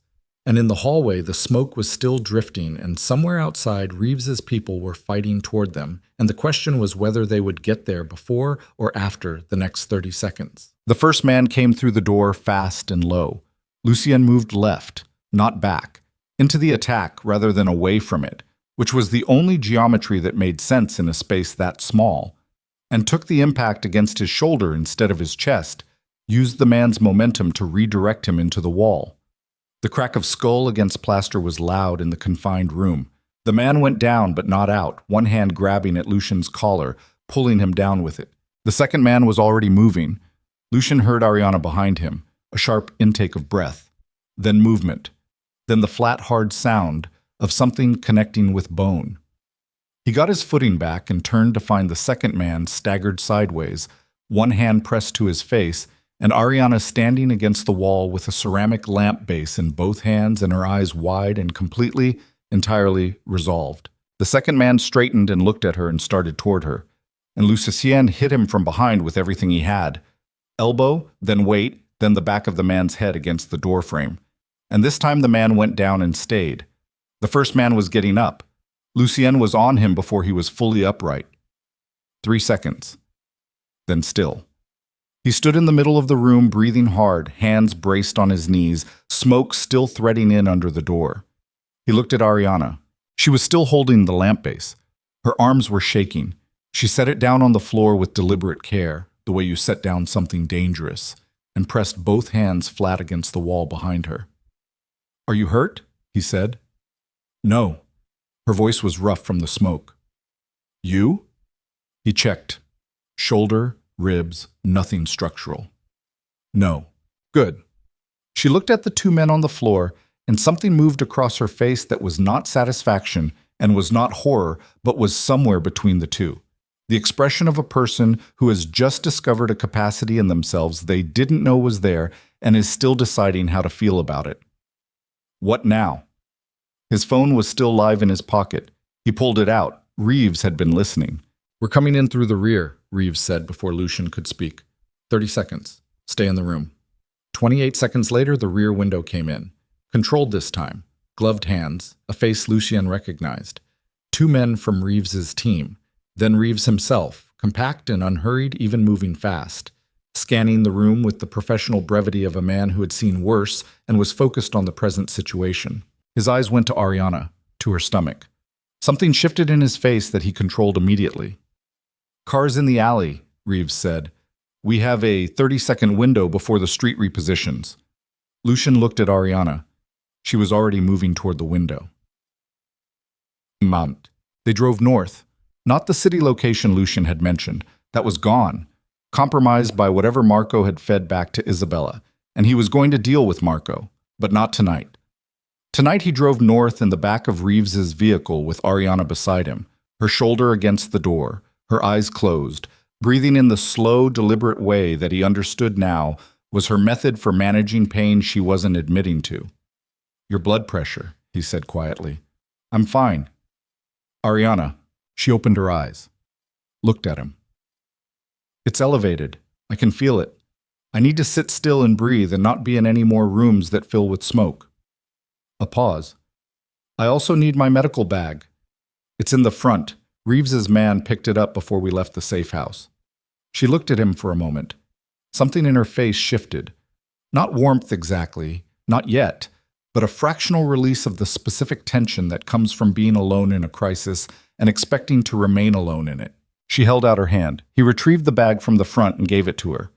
She took her blood pressure cuff out and did the reading herself, in the back of the moving car, with the methodical calm of a woman who had been managing her own health alone for 6 months, and was not going to stop now simply because the situation had become cinematic.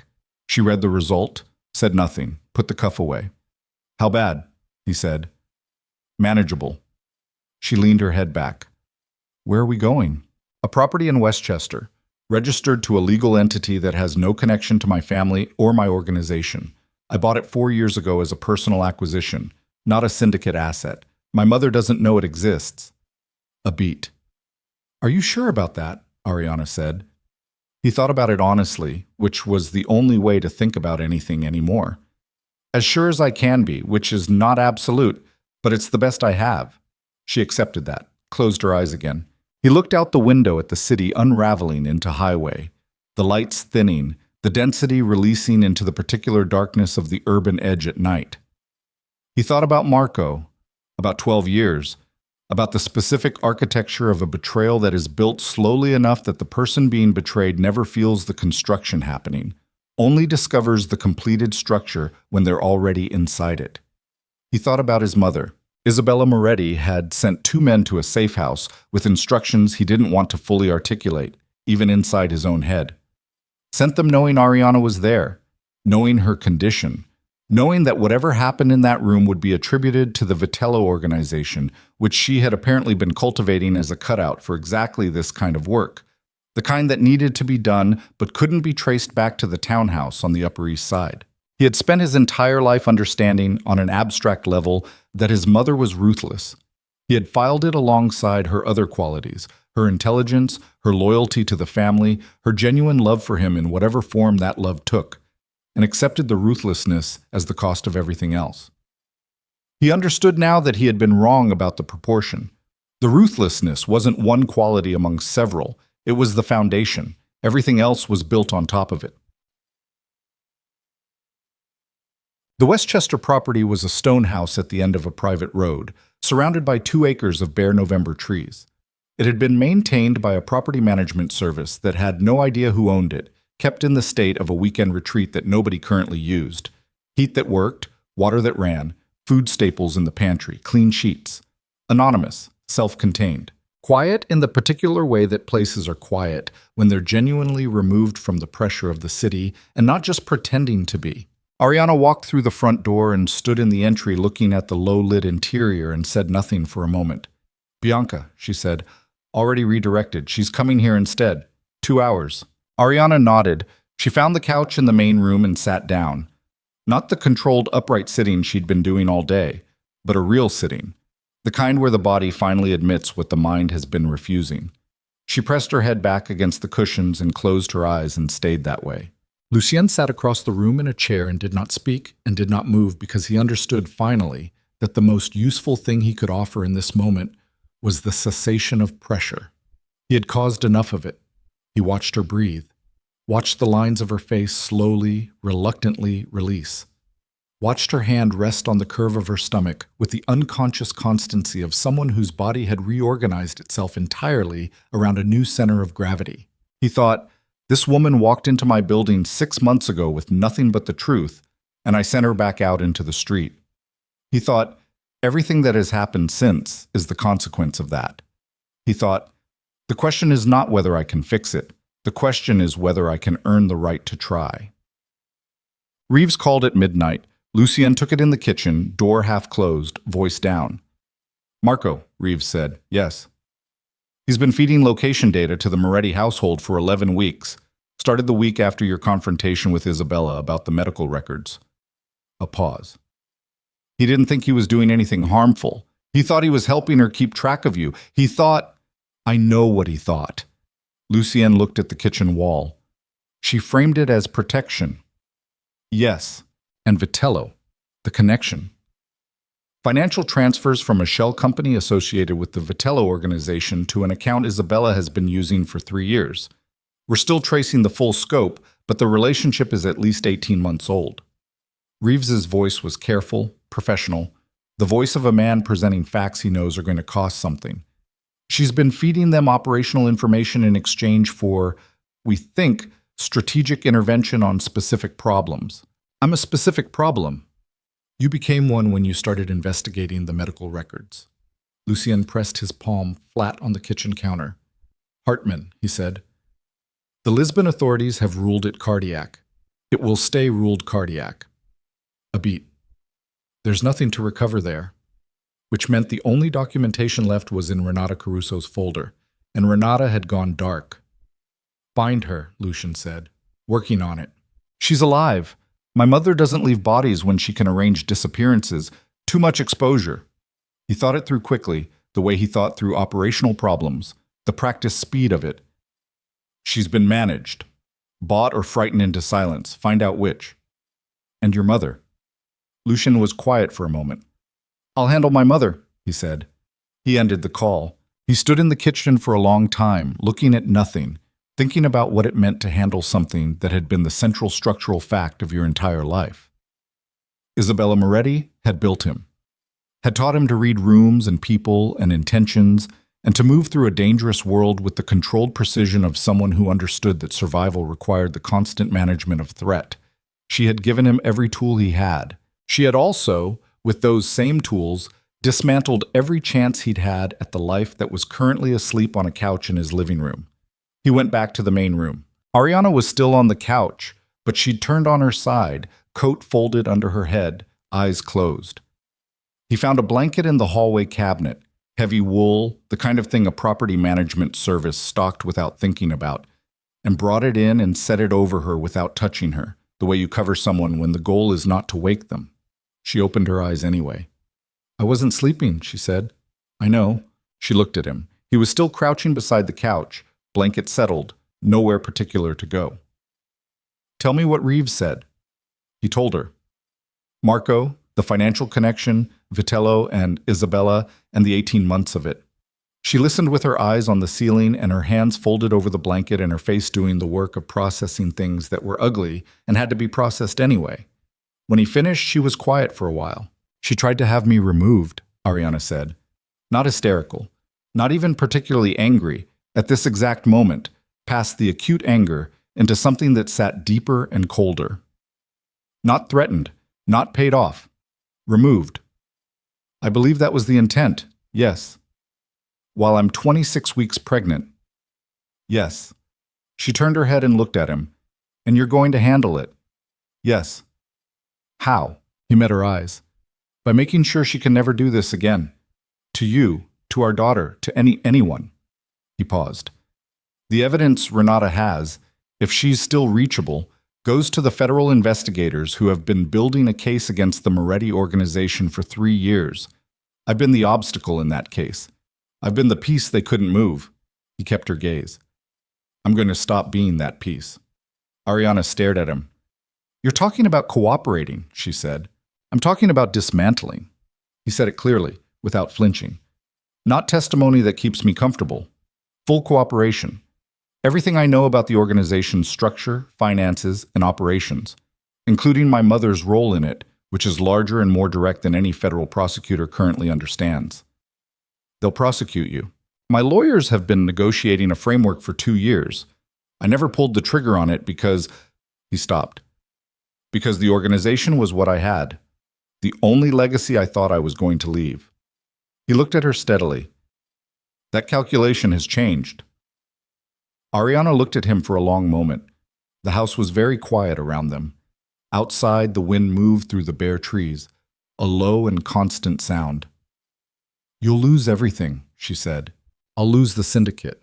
The properties tied to it, the operations, the structure. He held her gaze. I won't lose what matters. I won't lose... He stopped, chose the next words deliberately. I won't lose what I want to matter, if you'll allow me to try. The sentence sat between them. Ariana looked at the ceiling again. Her hand moved under the blanket to her stomach. She was quiet for a long time, long enough that the silence stopped being awkward and became something else, something more honest, the kind of quiet that exists between people who are finally done performing for each other. I'm not forgiving you tonight, she said. I know. I'm not forgiving you for a long time. I know. And the first single time, you make a decision about my daughter's safety that prioritizes anything over her, this is over, completely and permanently. Yes. She turned her head and looked at him one more time, and what was on her face was not warmth and was not resolution, and was not the beginning of something easy. It was something more durable than any of those things. The expression of a woman who had been tested past reasonable limits and had not broken and was now deciding, with full information and open eyes, whether a thing was worth attempting. Okay, she said. Just that. Okay. He stayed crouched beside the couch for another moment. Then he sat on the floor, back against the couch, facing away from her. Not pressing, not demanding proximity he hadn't earned, just present. Steady. The way you sit with someone when presence is the only thing you have to offer, and you're offering all of it. He heard her breathing slow. He sat there until she was actually asleep. Bianca arrived at 2:15 in the morning, still in her work clothes from the shift she'd left early, and she walked through the door and looked at Lucien Moretti standing in the entry of a stone house in Westchester and did not say anything for a very precise 4 seconds. Then she said, "Where is she?" "Main room, sleeping." Bianca looked at him. The assessment was comprehensive and made no attempt at subtlety. "Are you the reason she's here and not in her apartment?" "Partly." "Are you the reason she needed to leave her apartment in the first place?" "A beat." "Also partly." Bianca's jaw moved. "You have a lot to answer for." "Yes. She's 26 weeks pregnant. She has borderline blood pressure, and she's been managing it alone for 6 months, and she doesn't sleep enough, and she won't tell anyone when she's struggling because she decided in November that she was going to do this without anyone's help. And she's been—" Bianca's voice caught. She pressed it back down. "She's been remarkable. In case no one has told you, which I'm guessing they haven't, because she wouldn't. No one told me." He looked at Bianca Vale and felt the weight of the sentence in a place that had no defense against it. "She is," he said. "Remarkable." Bianca looked at him for another moment. Then she moved past him toward the main room. She stopped in the doorway, looked at her sister asleep on the couch. The blanket, the folded coat, the hand resting on her stomach even in sleep. She stood there for a moment with her back to Lucien, and he could see the line of her shoulders and the particular quality of stillness that was someone feeling something too large and private for a room with another person in it. Then she squared her shoulders and went to sit beside her sister, and the door settled most of the way closed behind her. The morning came gray and cold and clear. Lucien had not slept. He'd spent the hours between 2 and 6 on the phone, carefully, in the room at the far end of the house, voice low, with 3 people. His attorney, a federal prosecutor he'd been in careful non-contact with for 2 years, and Reeves, who had found Renata Caruso at a hotel in Midtown where she'd gone voluntarily after receiving what she described as a strongly worded visit from someone connected to the Moretti household. She was safe. Shaken, but safe. And she still had the folder. The federal prosecutor's name was Diane Marsh, and she had been building her case with the patient, systematic thoroughness of someone who believed she was going to get there eventually and had structured her career around the wait. When Lucetti's attorney had called her at 3 in the morning, she had answered on the second ring. And when the call ended 40 minutes later, the outline of an agreement existed that neither of them would put in writing yet, but that both of them understood was real. It was going to take months to fully execute. It was going to be expensive, legally and personally, in ways he hadn't finished calculating. It was going to require him to dismantle, piece by piece, the organization that 3 generations of his family had built, and to do so in direct cooperation with the federal government, and to live in the landscape of what that meant for as long as it took. He sat with that. At 6:30, he made coffee in the unfamiliar kitchen of the anonymous stone house and looked out the window at the Westchester trees, bare-branched in the gray morning light, and thought about his father. about the dinners at the townhouse where his father had sat at the head of the table and the organization had been a living thing that filled every room, every conversation, every relationship. About how the Moretti name had always felt like a country you were born into and could never fully leave. He thought about leaving it. He found he could imagine it. He heard footsteps in the hallway and turned. Ariana stood in the kitchen doorway, coat draped over her shoulders, hair loose, eyes still carrying the weight of bad sleep. She looked at the coffee and then at him and then at the window. "How long have you been up?" she said. "All night." She moved to the counter and poured herself a cup, which she wouldn't drink because she'd switched to decaf months ago, and this was fully caffeinated. But she wrapped her hands around it for the warmth and stood beside the counter and looked out the same window he'd been looking out. "Bianca's still sleeping," she said. "Good." She called in sick to the hospital, first time in 3 years. A beat. "She's going to blame you for that too." "She can." Ariana looked at him sideways. Something moved in her face. Not a smile, not quite, but the precursor to one, the place where a smile lives before it decides whether to happen. It didn't happen yet, but it was there. "What did you do last night?" she said. "On the phone." He told her. The attorney, Diane Marsh, the outline of the agreement. He told her plainly, without making it sound more resolved than it was, because she deserved the actual shape of it and not a cleaned-up version. She listened the way she always listened, completely, with her whole attention, not filling silence with reactions before she'd finished processing. When he was done, she looked at the window for a while. "Your mother," she said, "will be named in the cooperation agreement. Her role in the syndicate, her arrangement with Vitello, the falsification of the medical records." He paused. "She'll face federal charges. I can't protect her from that. I won't try." Ariana turned and looked at him fully. "She's your mother. She tried to have you removed while you were carrying my daughter." His voice was even, not cold, just settled. "Whatever she is to me, she made that choice. The consequences belong to her." Ariana looked at him for a long time. "Does that cost you something?" she asked. Not testing, genuinely asking. He thought about it honestly. "Yes," he said. "It cost me the version of her I spent my whole life believing in." He held her gaze. "That version wasn't real. It's still a loss." She nodded slowly, accepting that, not dismissing it. They stood together in the kitchen in the gray Westchester morning, 2 cups of coffee, the bare trees outside, the house quiet around them, standing close enough that the space between them was different from what it had been in November, or in the safe house, or in the museum hallway. Not resolved, not easy, but inhabited differently. The space of 2 people who have survived the same storm from opposite sides and are now in the same dry room, still shaking, still taking stock. "I want you present," she said finally, "for the remaining weeks. Appointments, decisions, all of it. Not because I've forgiven you and not because I trust you yet. Because she deserves a father who shows up and I am not going to be the reason she doesn't have one." "Yes," he said, "and when she's born, when Valentina is born, you earn it, every day, without my having to ask." "Yes. And the first time it feels like the organization comes before her, it won't." He said it quietly, without the ring of a promise he was making for her benefit. He said it like a fact he'd already decided. There won't be an organization, not the way it was, not the way it's been. He set his cup down. "I'm done with it.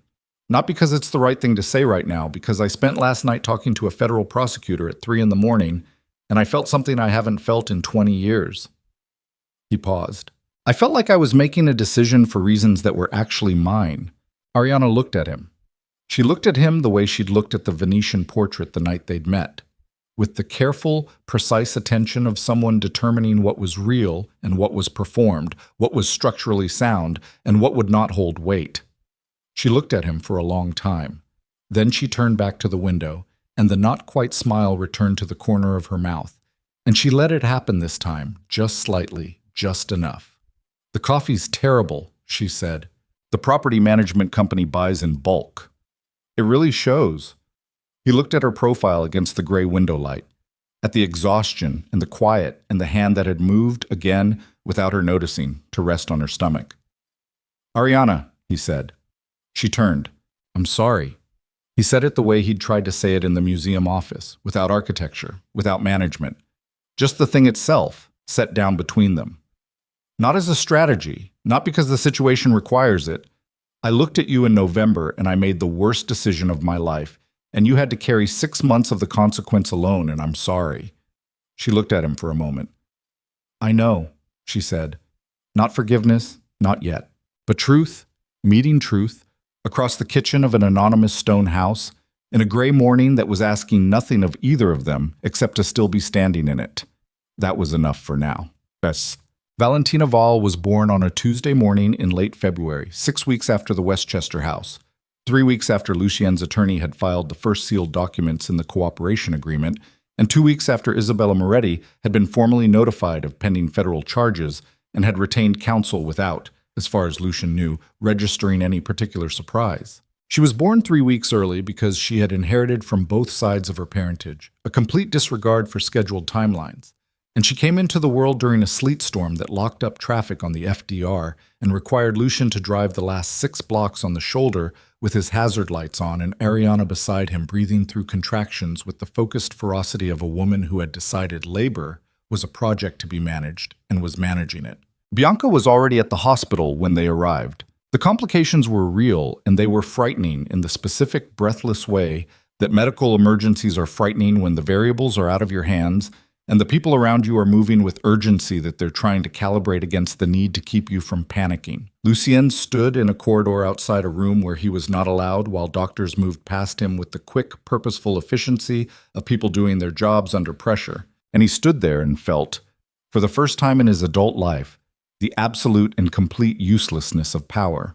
He had survived things. He knew that.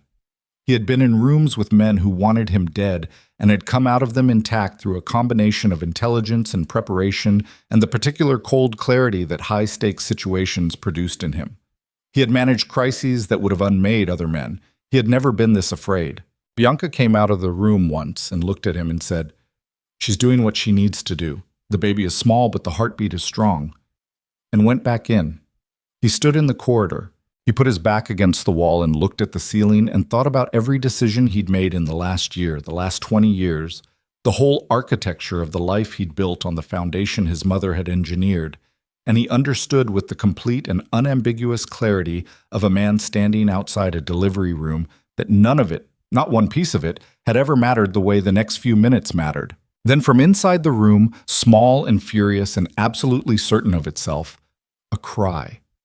High and clear and new. He closed his eyes. He pressed the back of his hand against his mouth. He stood there in the hospital corridor while the sleet hit the windows down the hall, and the monitors beeped and the medical staff moved, and somewhere in that room, Ariana Vale, who had carried impossible weight alone for 6 months, and had walked into his building with nothing but the truth, and had been sent back out into the cold, and had survived every single thing that had been thrown at her since, was holding their daughter for the first time. The door opened. A nurse, young, efficient, looking at him with the frank assessment of someone who had seen every variety of human response to this particular moment. "She's asking for you," she said. He went in. Ariana was propped up on the narrow hospital bed, pale and wrecked and utterly present, the way people are present after something enormous has passed through them and taken the unnecessary things along with it. She had a small, bundled, red-faced, furious person in her arms who was already doing the thing newborns do, the blind, seeking, inexorable, turning toward warmth, and she looked up when Lucien came in with an expression that had no performance in it anywhere. Just exhaustion, just relief, just the particular rawness of someone who has come through. He crossed to the bed. She held Valentina out to him without speaking, which was the most trust she had extended to him since November.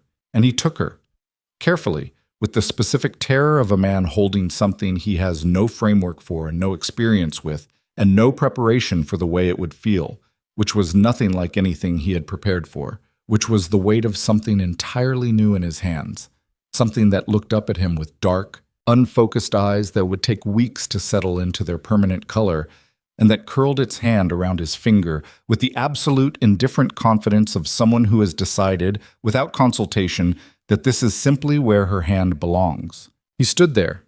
He didn't speak. He was not a man who cried.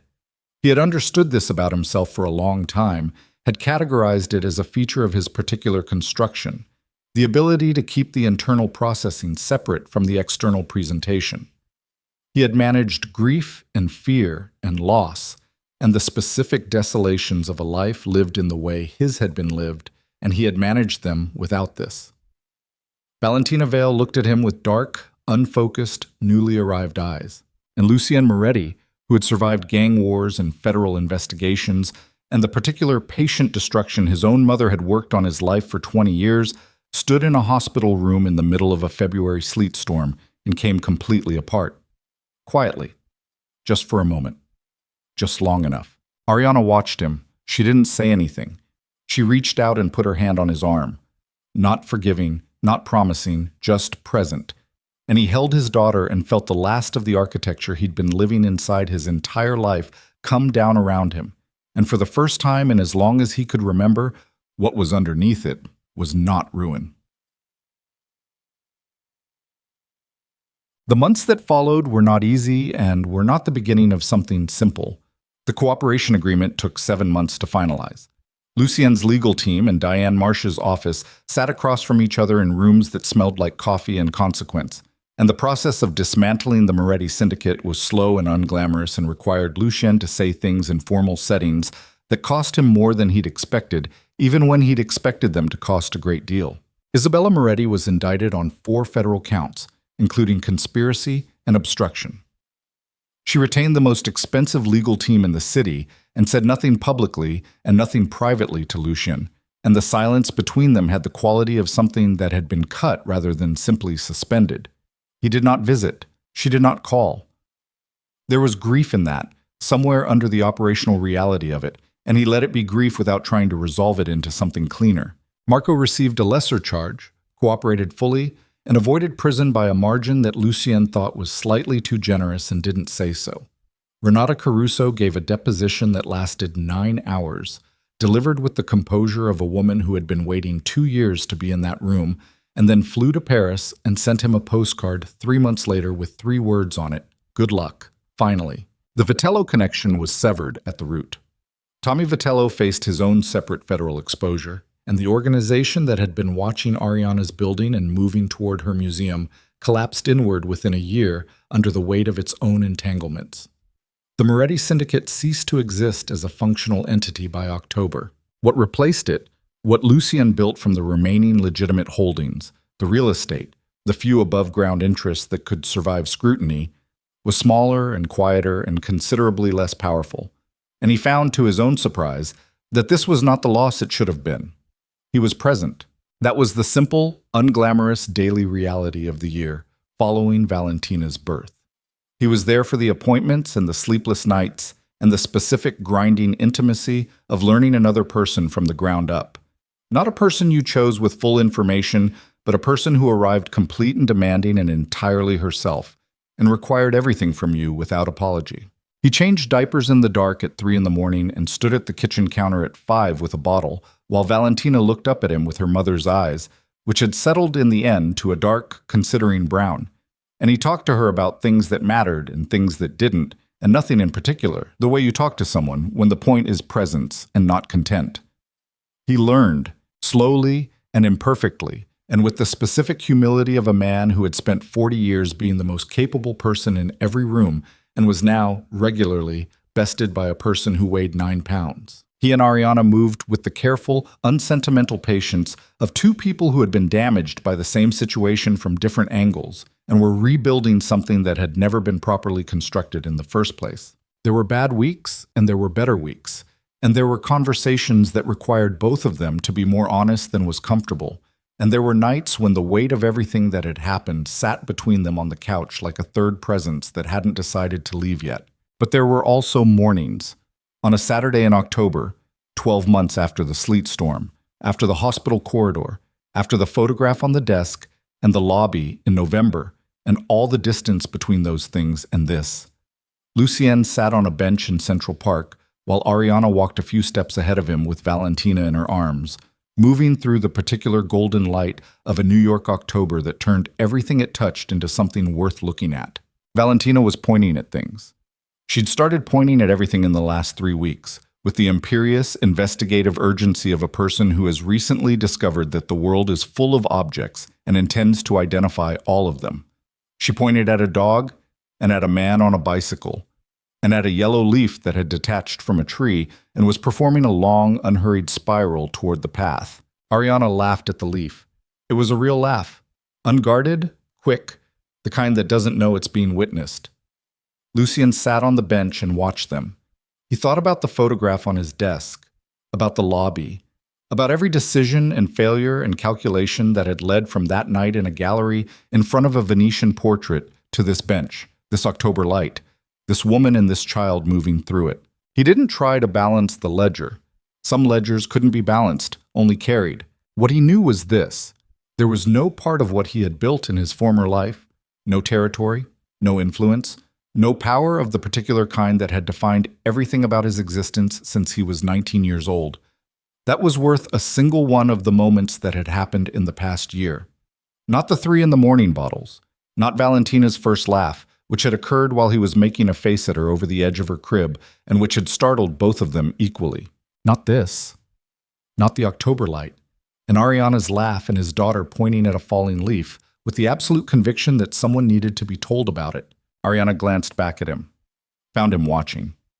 She didn't look away immediately. She held his gaze across the few feet of path between them. Steady, clear-eyed, still carrying everything she carried, still not handing him anything he hadn't earned.